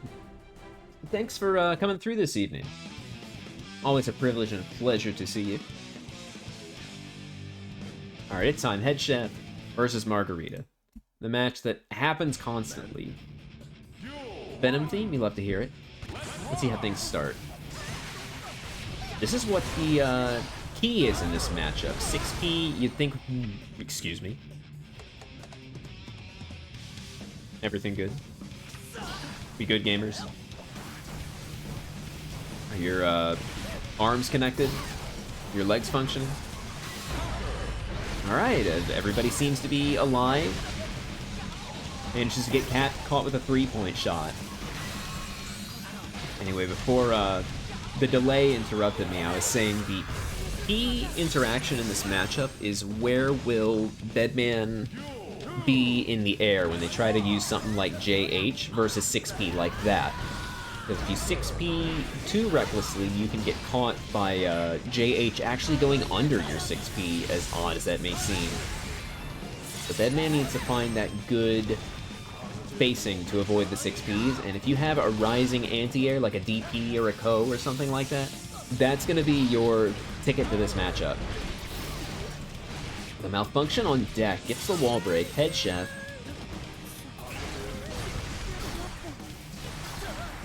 With the JH. Might be anti-air. The anti-air, because it's a little, has less recovery than your 6P, is a little better to try and just poke with against Bedman, but still, a little dicey. Character controls the air, perhaps unlike any other in the game.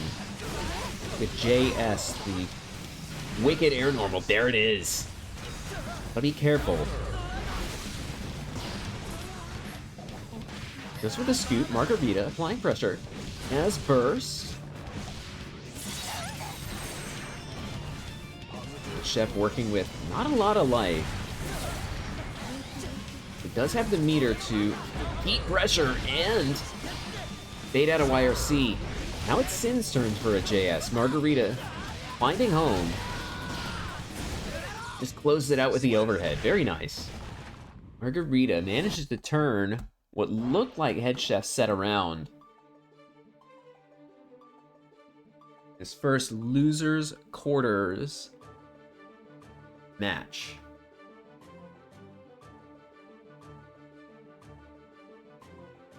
Could not join bracket because you were grocery shopping? Unfortunate, but you know, if something as horrible as not being able to join a bracket happened, I hope you at least managed to console yourself with a little treat you got. Whenever I go to the grocery store, I get myself a little treat. Most of the time, anyway. I can be pretty restrained. We're moving into match 2 of this set.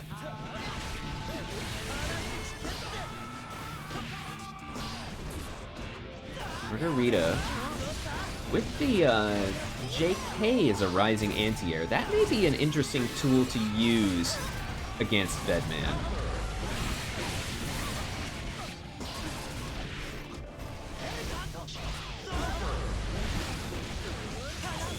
Keeping it grounded now. Margarita. Collecting those plus frames, manages to bait. Cotton candy grapes? Hell yeah. I'm sure Sin would approve, though it's okay to talk about it during mid-match. We're going into round 2. A little bit of jousting, nobody committing too much. So Margarita finds a hit, manages to get in. Out of stamina, spends it all. We'll have to see if that comes back to bite them. Nah, they've got resources to work with, just in the form of pension. And now, positive bonus is so strong for this character. What a confirm! Margarita fleeing. Looking to get a clean sweep. 2-0 now.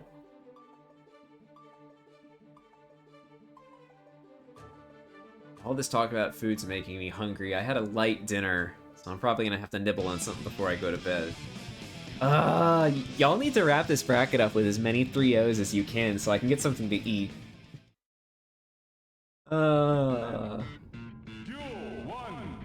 Match 3.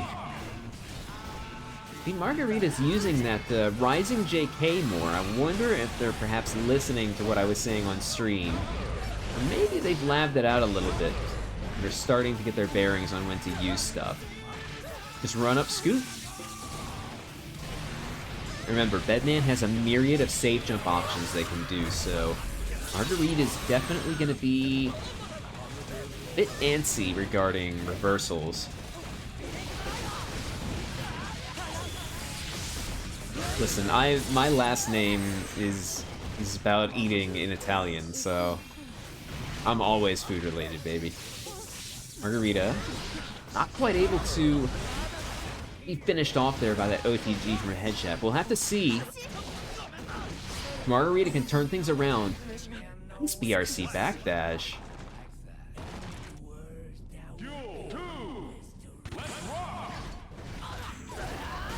Margarita taking advantage, spending stamina early. Only has one block left. Will get a wall break, but his clean out. I hate that I paused there after seeing Sin give himself a treat. Damn it. Can't run a bracket on an empty stomach. Head chef with the install. Getting a 6P counter hit. Gets rid of their stocked error with that burst from Margarita. Now the installs run out. Margarita's taking advantage now. Get the scoop. Ooh, the JD counter hit? That's real spooky. Gets a nice, big, strong malfunction set and ready to go. There it is. You want to stay very far away from that. Y'all gotta be doing this intentionally in chat. Tell you what. Margarita evens things up. One set point, but Head Chef. At the point where one more round is all they need to start a comeback. Ooh. Oh, just reversals. To go through the malfunction. It's a long startup. You have to deal with it somehow. So the JH. Ooh. The nice 1-2 of the JD into the bomb. Ooh. Lots of spending of the Roman canceling neutral.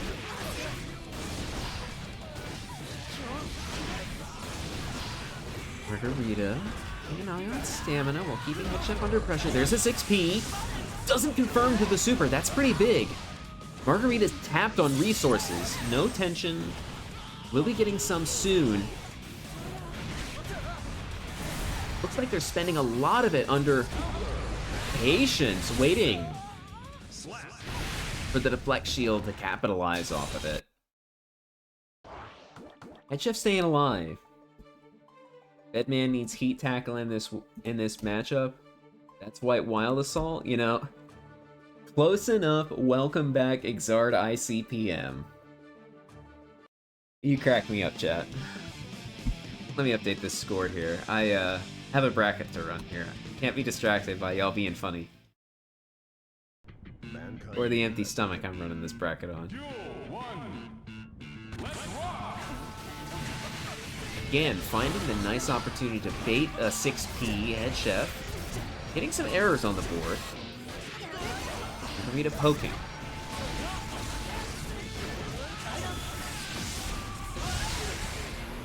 Getting the big clean hit through the wall. Fucking plus frames. Head Chef holding the ground as you'd want to do after that 6K. I can't be the only person who thinks that Sin 6K is an outrageous button. Goes for the overhead.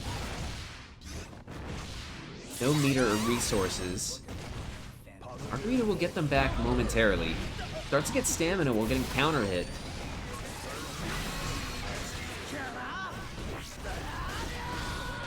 Whew.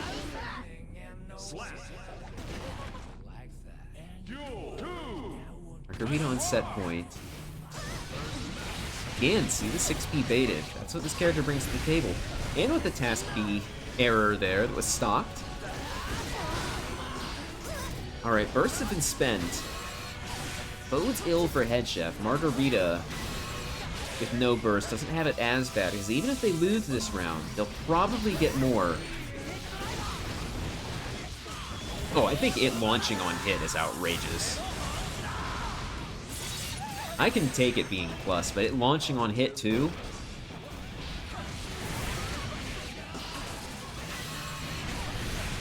The nice task B confirmed. Margarita with more resources, but Head Chef has a little bit of burst in the name. We might see a White Wild Assault at some point. Woo! Pirate Barrel, clean it. Ooh! I got a grip!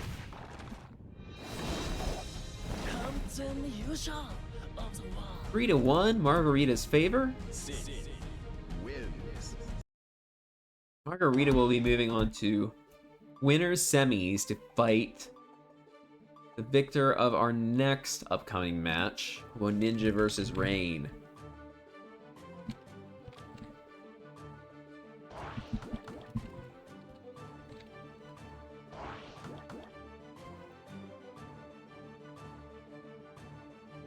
Choose how you want to lose, you know, it is what it is.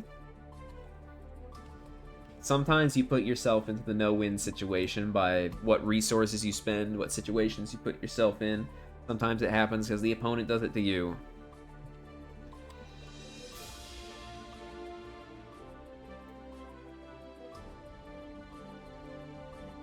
Oh, that sounds really good. Tell you what, I don't drink a whole lot of soda, but seeing that... Oh yeah, Sin would totally do that.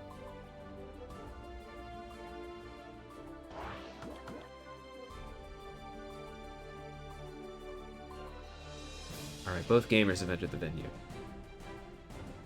We got a pair of characters that are both quite strong. Quit drinking soda a couple years ago. Listen, I have a soda like once every couple months because sometimes I'm really craving it, and you know, I'm of the mindset if your body's really craving something, you gotta indulge it a little bit. Not too much, just a little bit. Alright, two characters that are decided to be, people have decided are top 5 after examining results, strengths, all the things they have working for them. We'll see how it comes out on top.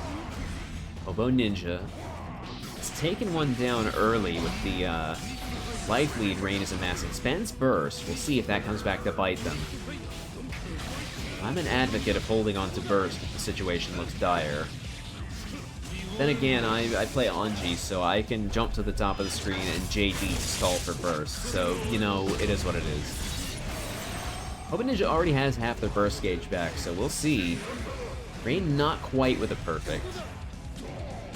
Unto their name. Looking to maintain this lead, but has managed to find it after just a little bit of resistance from HoboNinja. Oops. I want to say that was a pot buster that was not meant to be.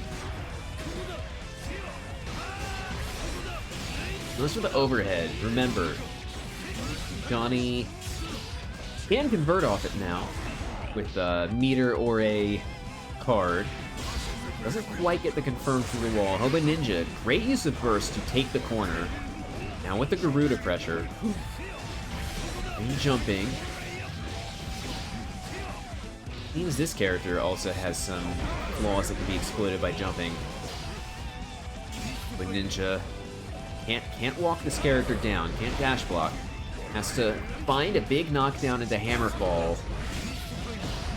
Then an inch of life left. Gets 6K'd.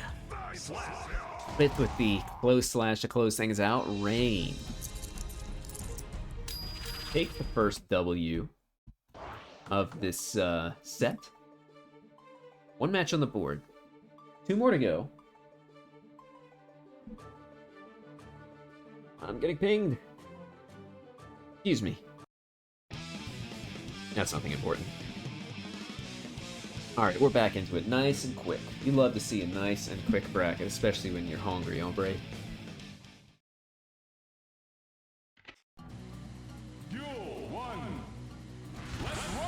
To see. Ooh, there it is! I was about to say, we'll have to see if HoboNinja goes for a round start pot buster to call out Pokes. You know, it was bold and ambitious, but not meant to be. Too beautiful for this world. HoboNinja back to the wall now. Rain with burst and meter to work with. HoboNinja has a life lead. Definitely not as big as it was a second ago. It's pretty even, all things considered. Rain is definitely stacking up meter.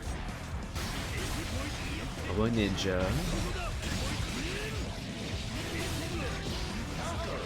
Ooh. Counter hit close slash. Trying to hit buttons against Johnny? Nah.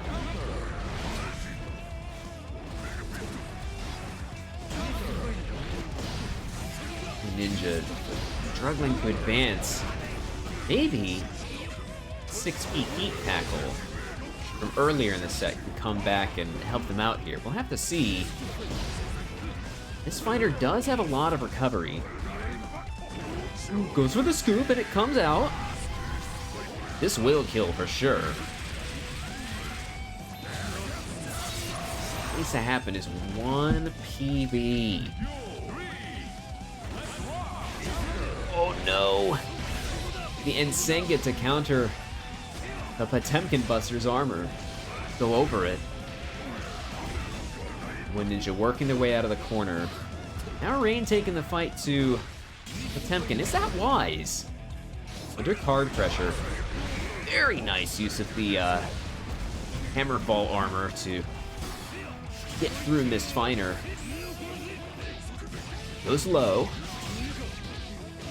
Remember, BRC can be used to set up a high-low, a backdash. And the card is what Johnny needs to confirm off an air Misfiner for that instant overhead. Goes through the deflector, manages to get a confirm. HoboNinja has the spacing advantage here. Rain with range. What? Blue Wild Assault. HoboNinja turning things around. Very nice. For all HoboNinjas and HoboNinja fans. Which we do have in chat.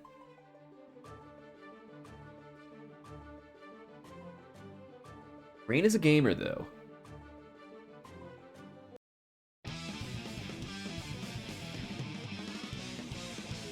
Rain has won many a WeebCup in their time, has come second many other times. He's a contender. Goes for a 2K. It's a little spooky to do that against Potemkin with the threat of an armored Potbuster at round start. Finer. HoboNinja. Look at that quick movement from Johnny, just swoosing in and out of range of that Garuda impact. A little scuffed? I can't tell if the connection's a little scuffed. Ooh, the gunslinger stance, whoever draws first.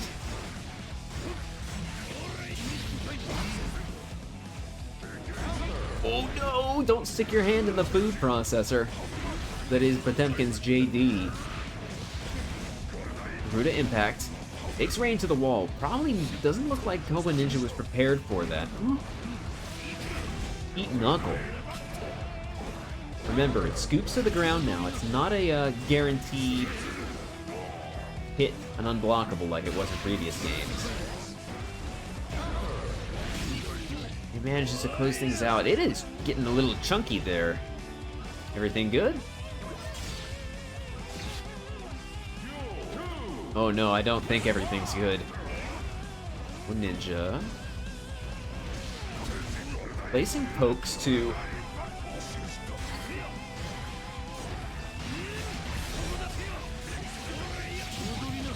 try and keep Johnny out, but the man with the 3 frames removed from his dash will find a way in with all due haste.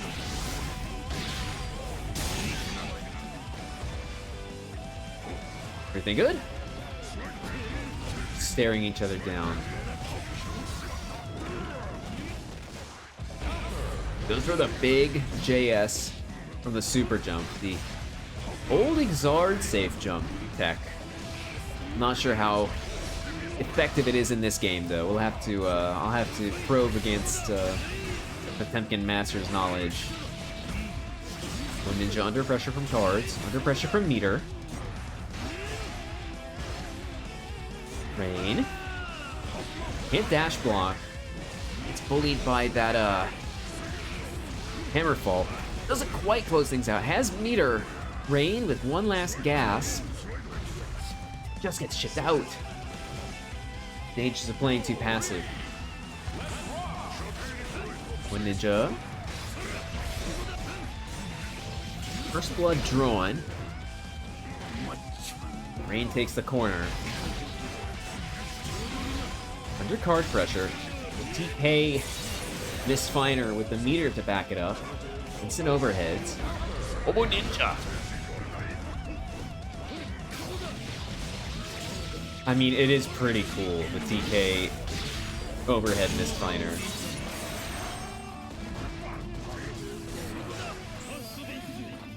Ooh, HoboNinja has the resources to fight their way out unless they get scooped. Not enough with the OTG, but this is really spooky now. Back to the mid-screen against a neutral character like Johnny. Woo. Rain with meter. No! But HoboNinja! Oh, not quite! Next interaction wins. Oh! Just a little too minus. HoboNinja has gotta be shaking their head out over that. What a dicey situation to get put in. Rain up 2-1.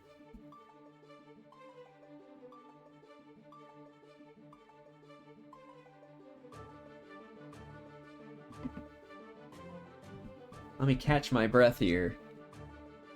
That match, let me examine everything.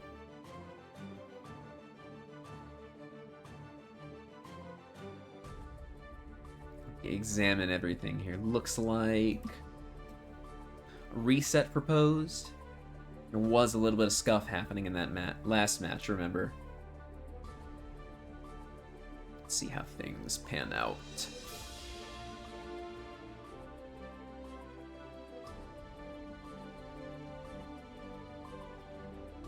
Huh? Oh, ooh. Is that what happens? Or not the close out of your game? Get a bit stanky if that happens.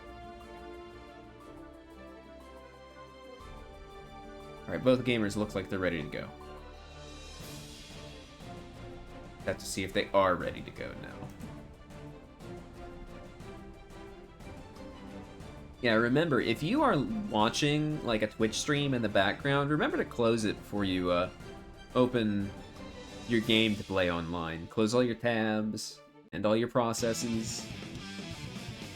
Keep the connection as clean as possible.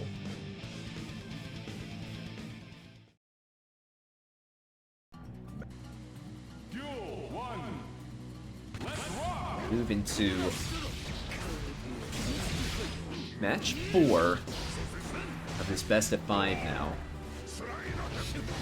He just manages to go over the end of slide head there. Rain gets the wall break, has a resource advantage no matter how you slice it. It's material advantage, that card on the table. Not going for a bluff, just cutting the card.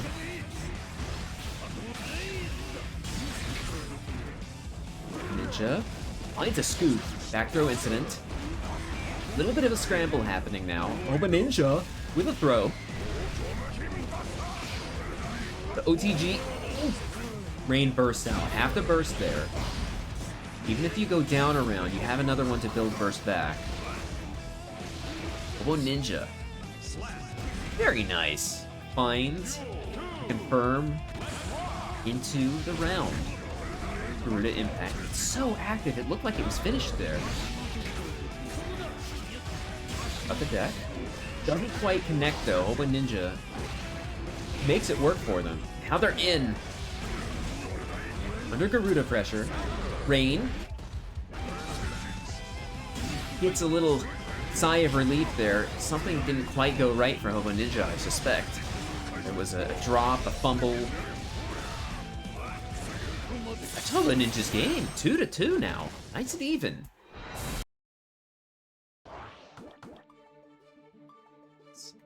Losers quarter match. We're going to game 5. I want both of these characters to lose? You... what a... Y'all crack me up.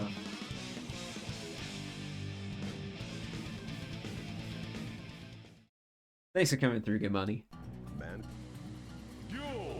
HoboNinja fueled by anger. Hating is a thankless job. Rain with the early burst. HoboNinja will certainly appreciate that. In the long run, HoboNinja will gain more burst than Johnny because the higher health. Ben's burst did not get put through the wall. Big JS. Rain holding onto the meter, no hard wall break. Quick 5P. HoboNinja loves 5Ps. We established this earlier, remember? Finally, Rain goes low again. Clips HoboNinja's toes. It's the wall break. Woo. I mean, I respect it. I'm not quite sure. Rain's up around.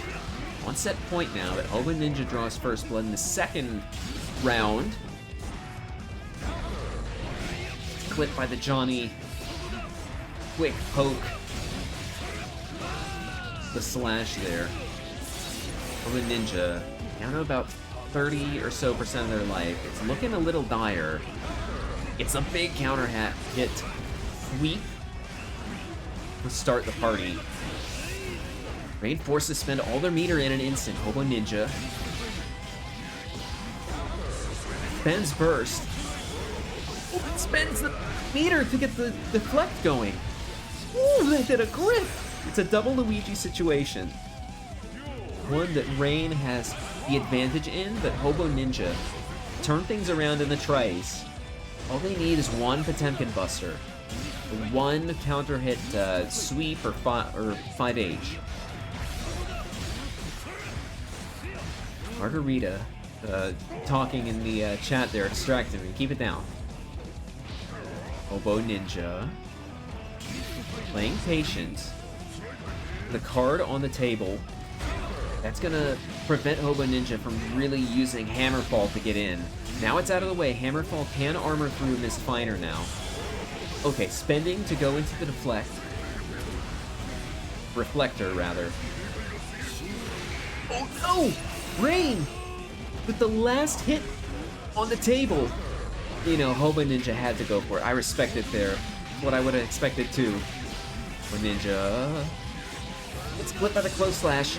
Spending burst. There's the armor. With the hard knockdown. Oh, with the... Oh my gosh. Expecting the Potemkin Buster in every interaction. Rain. 3-2. Will be moving on to losers semifinals against Margarita.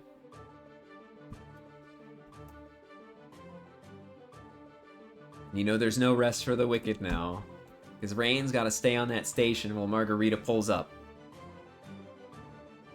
Well fought by HoboNinja though. Lovely competitor, lovely person, lovely Potemkin. Coming through and fighting for their life and making it this far, you know? Appreciate you coming through. It's always a privilege and a pleasure.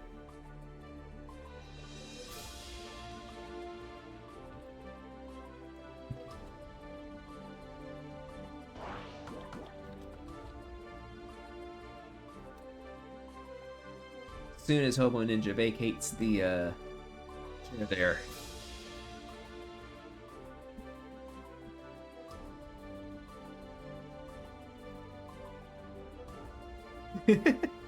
Thank you for posting the Munchie image in your in the Discord there. I will, next time I see Munchie, I'll mention that to him. Used to go to my quarterlies back in the day, but haven't seen them except until for majors recently. And we're streaming TF2 the other day. We're moving into loser semis now. Enough about TF2. Say that, but I remember the time I met HoboNinja playing TF2 the other day. Like it wasn't a year ago. Rain down to about half their life. Margarita is the lone warrior of light against the army of darkness? No way, man. This Sin Kiss champion. Going for the overhead. Can't quite close things out with that interaction, though. Goes through the reversal. Rain.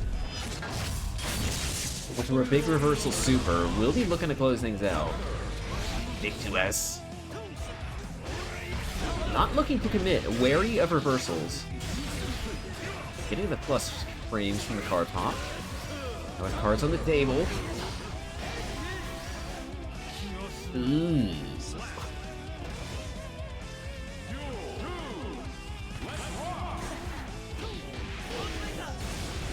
It's Margarita's turn to start the round. Take initiative.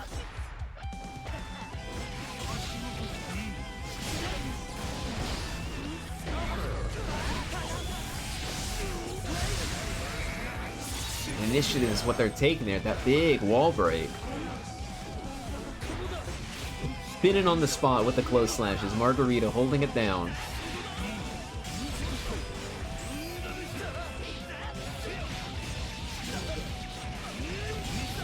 It's Rain taking Margarita all the way to the corner. Look at all that resource Margarita has. We could see something real spooky. Oh, Rain is checking it with just a little too kick. JP, the classic. Ooh, the big misfire into the card toss.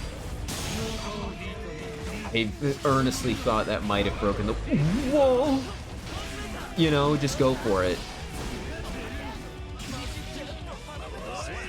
I'm sweating looking at this.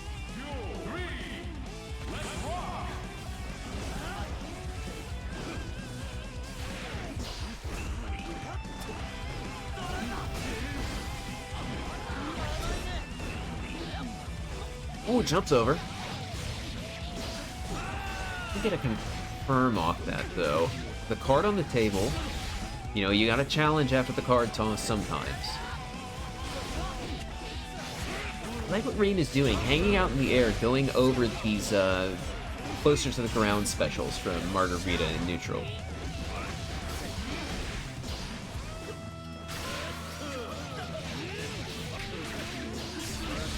Ooh. Ooh.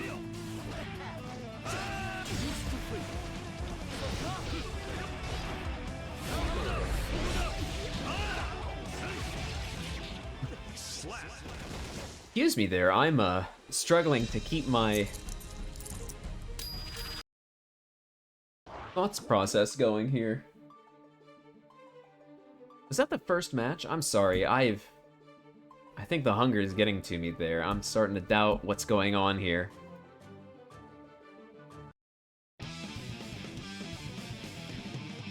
Alright, we're moving into match 2.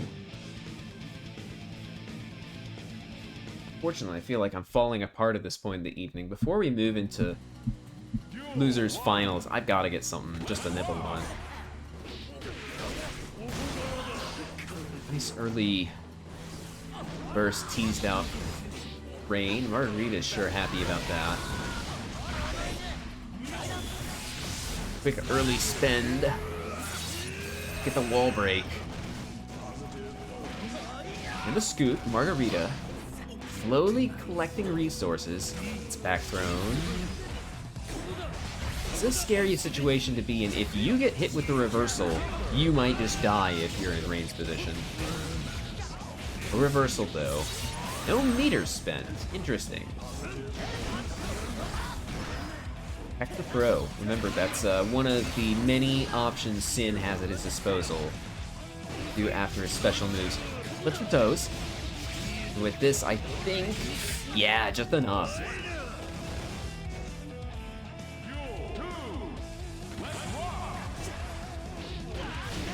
Checks the movement. Remember, Johnny can't dash block, so something like a thin 2K with its absurd 6-frame startup is going to make the magic happen as a neutral check. This reversal is out. Doesn't want to deal with card pressure this time. I haven't seen it a whole lot from Margarita. I'm curious about why that might be. There's the 6K that I was talking mad smack about earlier. Little stare down on a scramble in neutral turns to Rain's advantage. Under card pressure. Catches the backdash, recognizing what's going on with the RC. That's a great reaction there. The powers of observation. Rain at 2 right now, I believe. Excuse me, I'm being pinged again.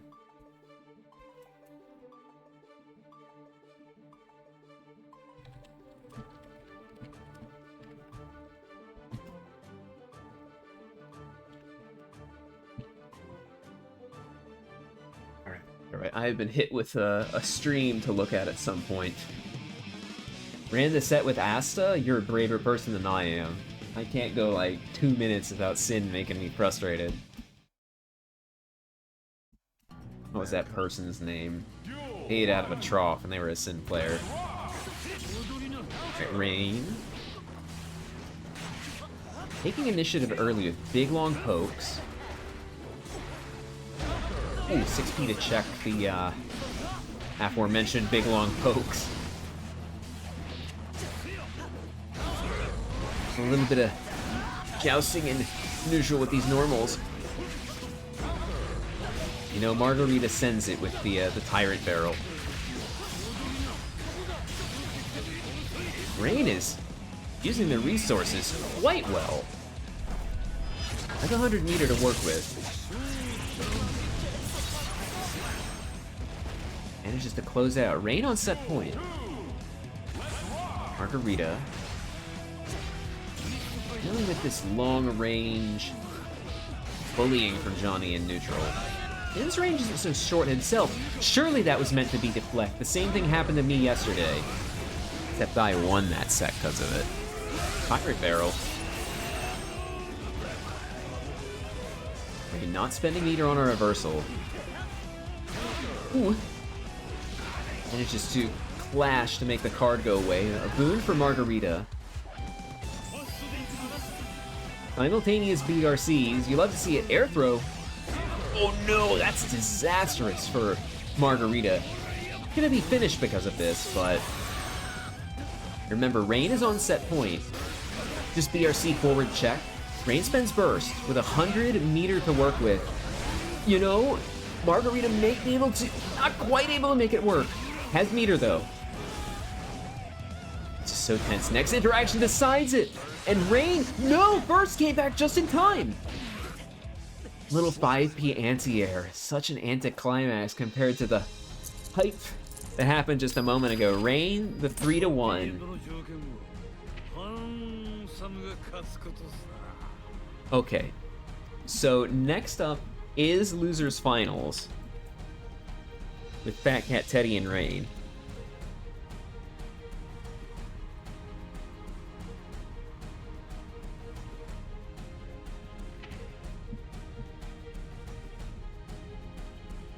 Okay, I'm gonna be taking like 2 minutes before we move into the next match of the bracket, which is Losers Finals. So stay tight, everybody. I'll be back in maybe 2 minutes time. Get on the That's not what I meant to hit. Be right back.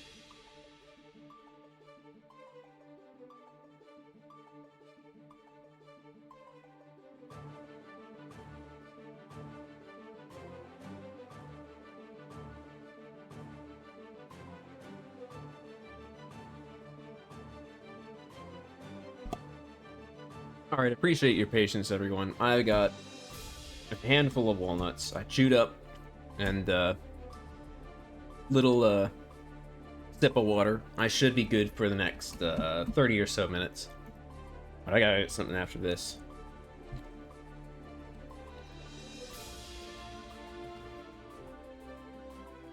Again, appreciate your patience coming through, and you know what, now's as good a time as any to thank everybody for coming through. You know, we had 0 entrants for the bracket earlier in the evening.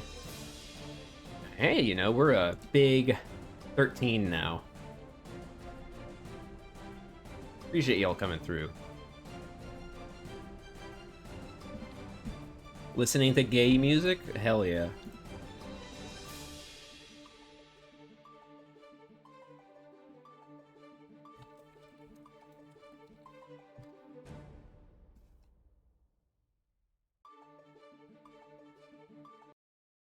Alright, it's time. Moving into the tournament proper. Didn't update it, excuse me. Losers Finals, coming to you now. Uh-oh, Slayer? You know, Rain has said in the past that this character is their kryptonite, and with a close slash like that, Slayer really can be anyone's kryptonite. Heart on the table, gotta be careful about using it after burst, since the Mappa Hunch can get right in. Jumps over Pile Bunker. Nah, Teddy adjusts, goes for the... It's late into the 100 meters super. Boom.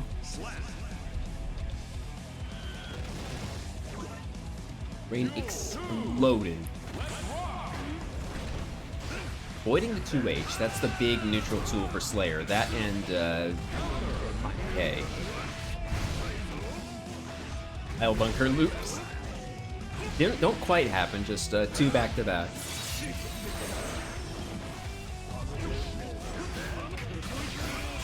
Hard on the table, Rain applies pressure. Gets the step back into the Pile Bunker, baits the burst, Teddy with a quick W on the board.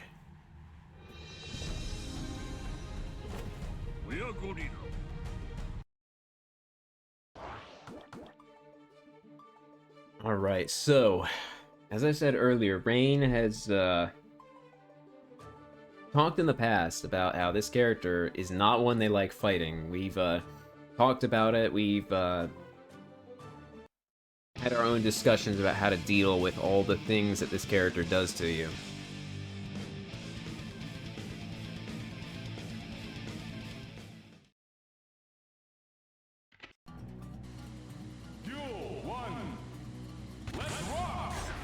Tell you, I was falling apart there earlier. My commentary was just not coming out because I was stat hungry. Gotta be careful of these Master's Hammers. Scooping it as it comes down is an option, but it's very risky. You can get counter hit and take a grip of damage. Jumping over Pile Bunker can be spooky too. It guard. Very nice reaction. Rain could have exploded. The card on the table, Teddy just belligerently punching their way out of every single problem they're coming through. Through the wall, Rain looking to make a comeback now. 6P's the 5K. 9 comes the Mappa. In neutral, it's very difficult to react to Mappa with the 6P and have it work in time. Especially can be spaced to B+, it's a scary tool. Nice backdash under the JH. Players' air moves are a little on the wonky side. Peter to work with from Teddy. Nice scoop! There you go, Rain. Rain's talking about the scariest thing in the world to do is to try to go for that. Team's managing to make it work. Looking to maintain great spacing with these Miss Finer steps. Cross up. Doesn't manage to confirm though. Teddy crosses up with the Master's Hammer. Cross up again. Rain spends burst though, looking to end things. Doesn't want it to go to another match, another round in this match, and does manage to make it happen. Closing things out. Rain with 1 on the board.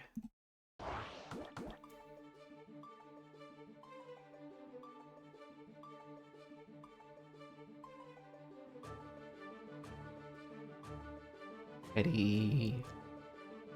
Let's stick with Slayer here, knowing... Yep, there it is. Knowing that Rain does not like the matchup. And this is part of the game, knowing what your opponent doesn't like, and if you intentionally try to agitate them like this, it can give you a mental edge.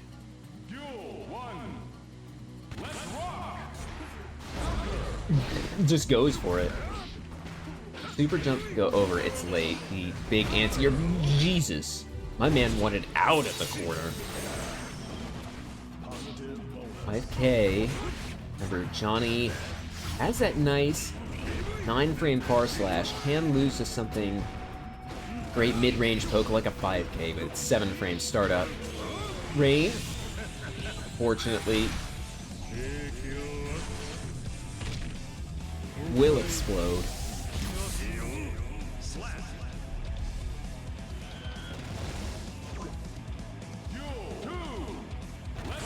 Rain due to recover. I'm not sure how those round start interactions. I'll have to see how far slash interacts with something like a 2K. Teddy, down in life, but has had a great positional advantage. Now out of the corner, Rain has the positioning to super, probably maintaining it for in case any kind of interactions go wrong here as insurance. And Rain does have a slight resource advantage. We may see things play out in her favor. Nice XP. You know, you can react to backstep Dandy with a 6P. You're not looking to get hit by Pile Bunker. Anyway, the bite. Oh my gosh, this is a very spooky situation, but manages to wait out the blood-sucking universe buff. Rain with a meter to work with. Teddy tries to go for the Hand of Doom. I think Rain was looking to bait some, no, Slayer doesn't have a reversal anymore. Outside of Hand of Doom. Okay, chat. Alrighty, chat. Not gonna kill. Nah, no way. It's gonna do a bunch, though.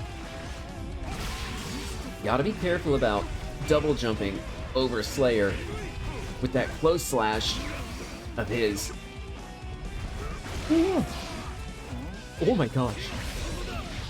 Very, very smart, recognizing that Teddy had burst, spending Wild Assault, sap the burst away and make it not happen. Get a little extra damage in. Yeah, Teddy is a maniac. Teddy is like the local maniac who manages to make things happen.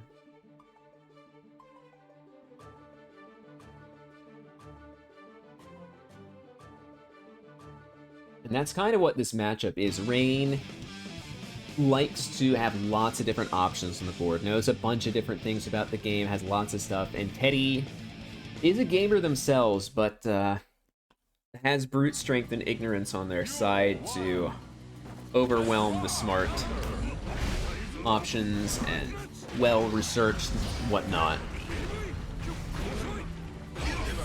Oh, there's the universe!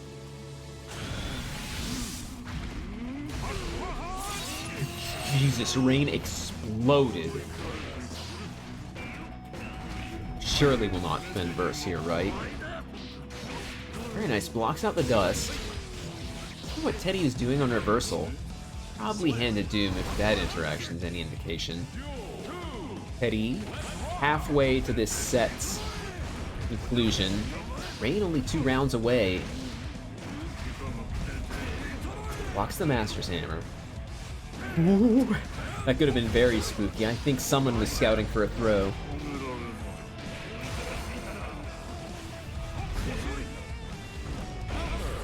Caught with the close slash. Remember, I said that earlier. You don't want to be above Johnny. Above Slayer, excuse me. I mean, you don't want to be above Johnny either, but... 2-2 now. Getting spooky.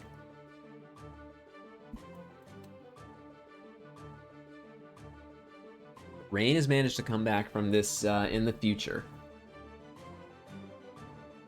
In the past, excuse me. You see what being hungry is doing to me on commentary?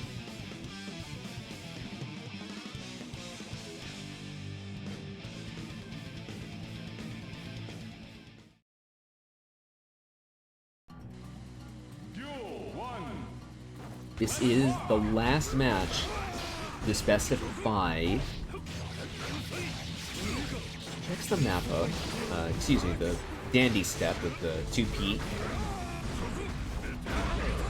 There's the Master's Hammer. Baits the burst. This is going to be huge for Teddy. Has the wall, has meter. There's the card toss, though. That's great news for Rain. Ooh. Just jumping to deal with the Master's Hammer. I dig it. Master's Hammer does recover pretty quickly, so you gotta be careful.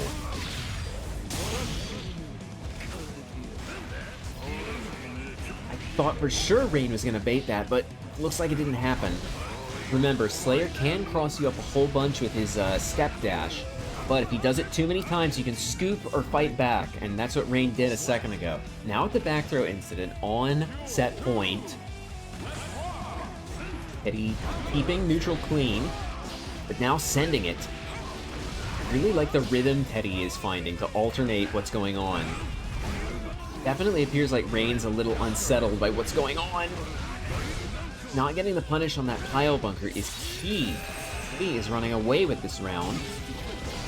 Rain's fighting back, has the mid-range that they can go back to. If they can preempt what Teddy is doing, then Rain can stop any kind of Haramappas or dandy steps. And that's what Rain wants to do. Looking to close things out. Teddy has 100 meters, so it get real. It just evaded. Teddy forced to burst. That is a huge W for Rain. Even if she loses here, will have burst. Oh no! No burst advantage. Oh, that's gotta be just a reflexive. Oh, this could be terrible for Rain. This could be Teddy's boon for sure. Managed to catch the backdash. Teddy.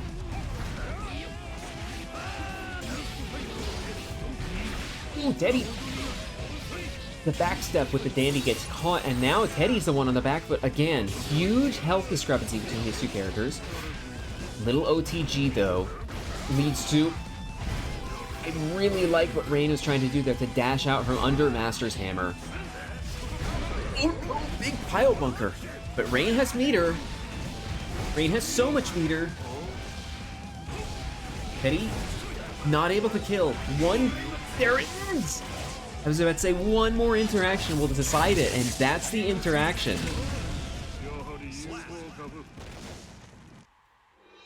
Rain 3-2.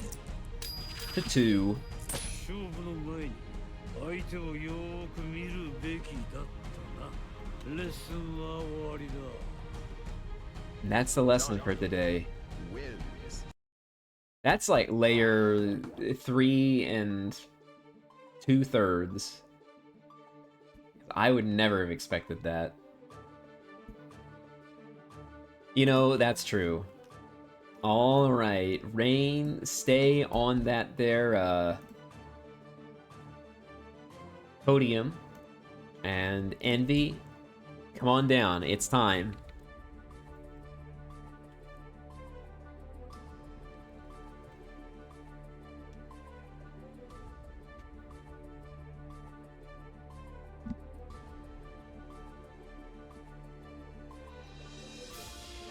All right, we are moving on. HoboNinja. You crack me up. Y'all crack me up. Everybody's been great fun this evening. As I said earlier, I was not expecting to get 13 gamers coming through looking to play Guilty Gear. Like I said, the beginning of the day, we had a big fat 0, but now 13 gamers, all having a good time, joking in chat.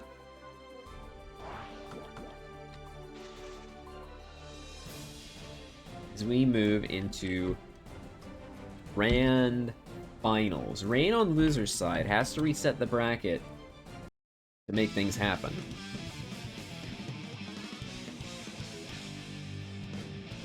The most curious matchup here. Johnny versus Julia Rage. Mankind knew that they cannot change society. So instead of reflecting on themselves, they blamed the beasts. Heaven or hell?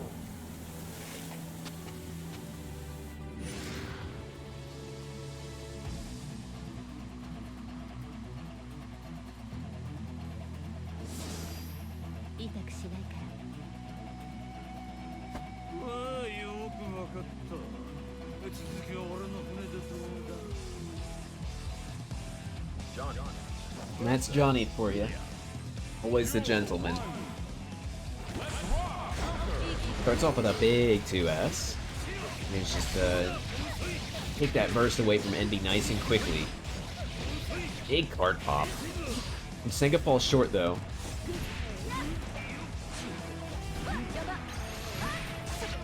He's mixing. Really low on health though. They have meter. So does Rain, surely enough to close that out. Even without the meter. Just came back from Expedition 33. What game is this? You know... JH has really been the move of the bracket. It's been taking people to the cleaners for a while now.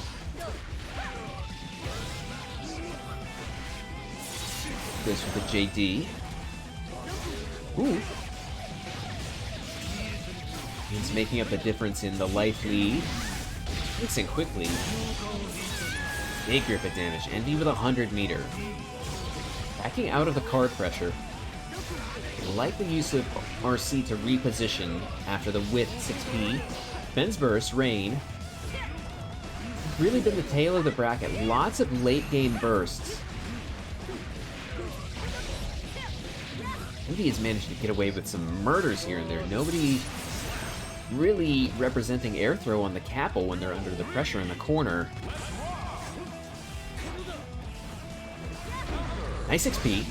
Gotta be careful about anti-airing this character. Similar to what was brought up earlier with Head Chef and Bedman. You gotta be careful about this character repositioning in the air. Very nimble and has multiple air dashes, has Capel, has Turbo Fall to reposition. Bad Moon, lots of things to move around with. JD, I'm sure there's something else I'm missing. Envy, barely has any life left. One more interaction will do it. And that's that interaction. Rain takes the first step on the long road to a bracket reset.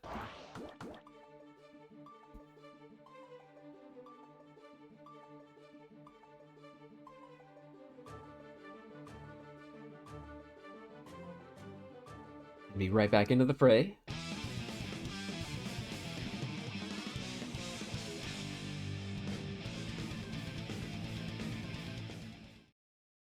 I think the JH mix-up options are going to get a lot of mileage at it, and the Rain's got to find some adjustments to that in the long run. Going to be a boon for Rain as she learns how to navigate around those tools. Need a quick wall break. V. Drop the Oki. Now has the closeout there. Nice and quick. With full burst to work with. Goes over with the Capel. Remember, it removes most of the hurt box on this character. Can be very difficult to fight against. Not trying to meet it in the... It just goes under the misfire. Woo! Inspin's burst, working with about 30% of their life left.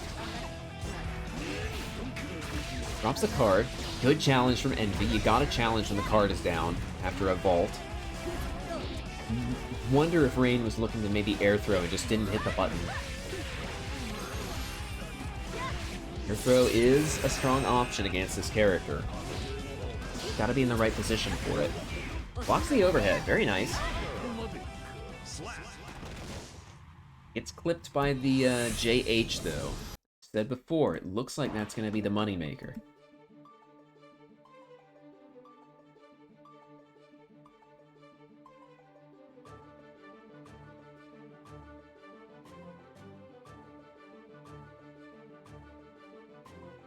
Rain back in.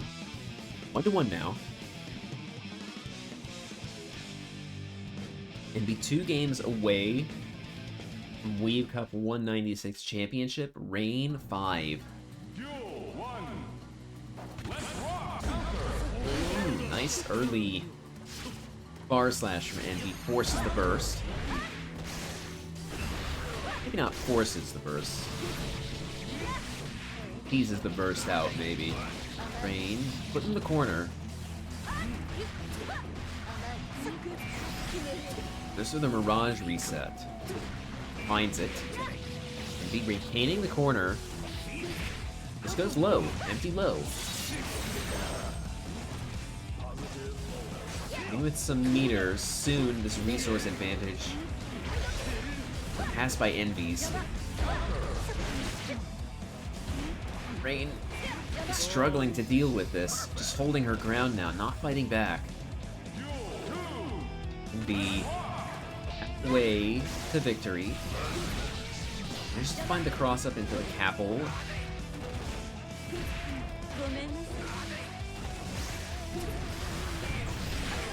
So the overhead. Rain holding on to burst. Down to a little chunk of her life. Finds the 6p though. With a card. Card didn't pop. Man. Hasn't been too much of a threat this set. The hair card does find home. Envy. 2-1 now. On the precipice. What's good, Knock? Thanks for coming through this evening. You've made it just in time for grand finals. We are on game 4 right now.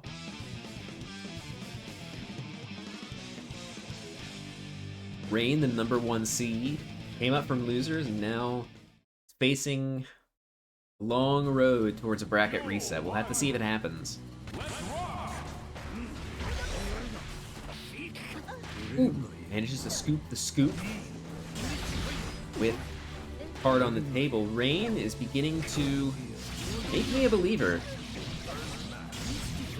Sickness Finder through the wall. Envy with about 25% of their life left. Great 5k check. Remember, far slash is 9 frames. It can be beaten by a 5k that beats it on startup. There's the cross up. It'll take you in the corner.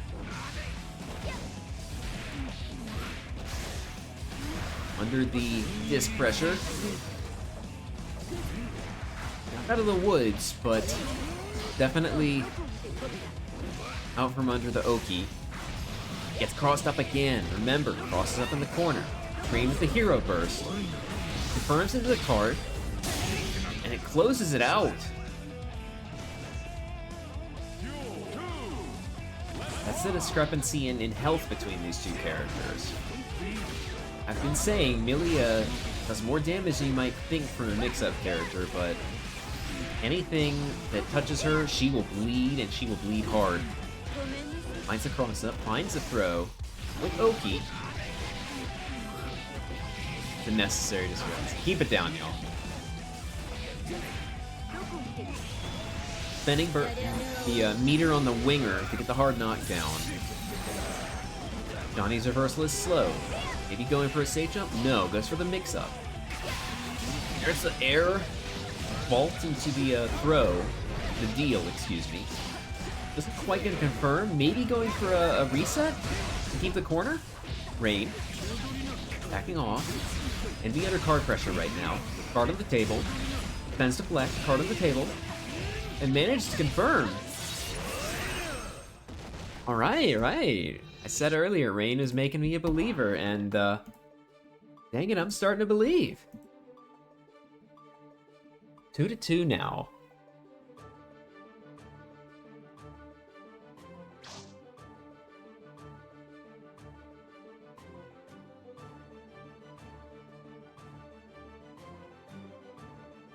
When Yosuke did it, he just exploded in Persona 4 Arena.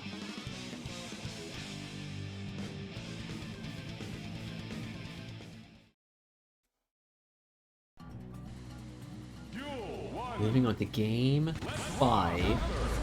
Grand Finals. Rain with the early burst. Apple goes over the 6P. Remember, very disjointed.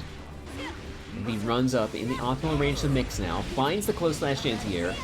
And is bullying for all they're worth. What a combo! Look at the damage on that! This low damage character, everybody calls her. Goes for the empty JP. These million mixes. Something else, I tell you. Envy on set point. Tournament point, even. Rain finds the early damage. Envy spends the early deflect and is now taking advantage of that. Oh no, the game is exploding. Not a whole lot of damage from Envy at that point in time. He manages to clip the landing recovery with the Iron Savior. Now it's Milia's turn for his 6P to get beaten by an air option. Capel, fair game? Nah, Deal's fair game. Rain down on life though, it's looking dire. Envy with meter. One last interaction will probably close it out if Envy can get the wall break here, and they do! Just like that, Envy is your WeebCup 196 champion. Appreciate you coming through. Appreciate Milia Rage doing her thing. The don't remember the person. Izumi Konaka was the name. I believe that they're gonna get so mad at this. Alright. I appreciate every last one of you gamers coming through this evening. Like I said earlier, going from 0 to 13 put a pep in my step. Seeing so many first-time chatters come through to say what's good. I appreciate y'all coming through, and I'll appreciate it's second place one more week. I'm gonna cry, you know. It happened to LK, and he's doing okay for himself, but last seconds of winning wasn't even supposed to be in this is funny. I mean, stranger things have happened. You've seen, like, reserves for a tournament taking the whole thing.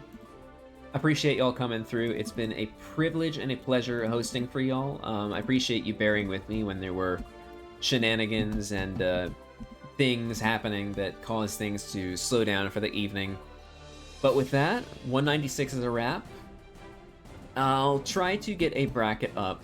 Actually, I'm gonna get a bracket up probably a little bit later because Unica is gonna be previewed at EVO Japan this week.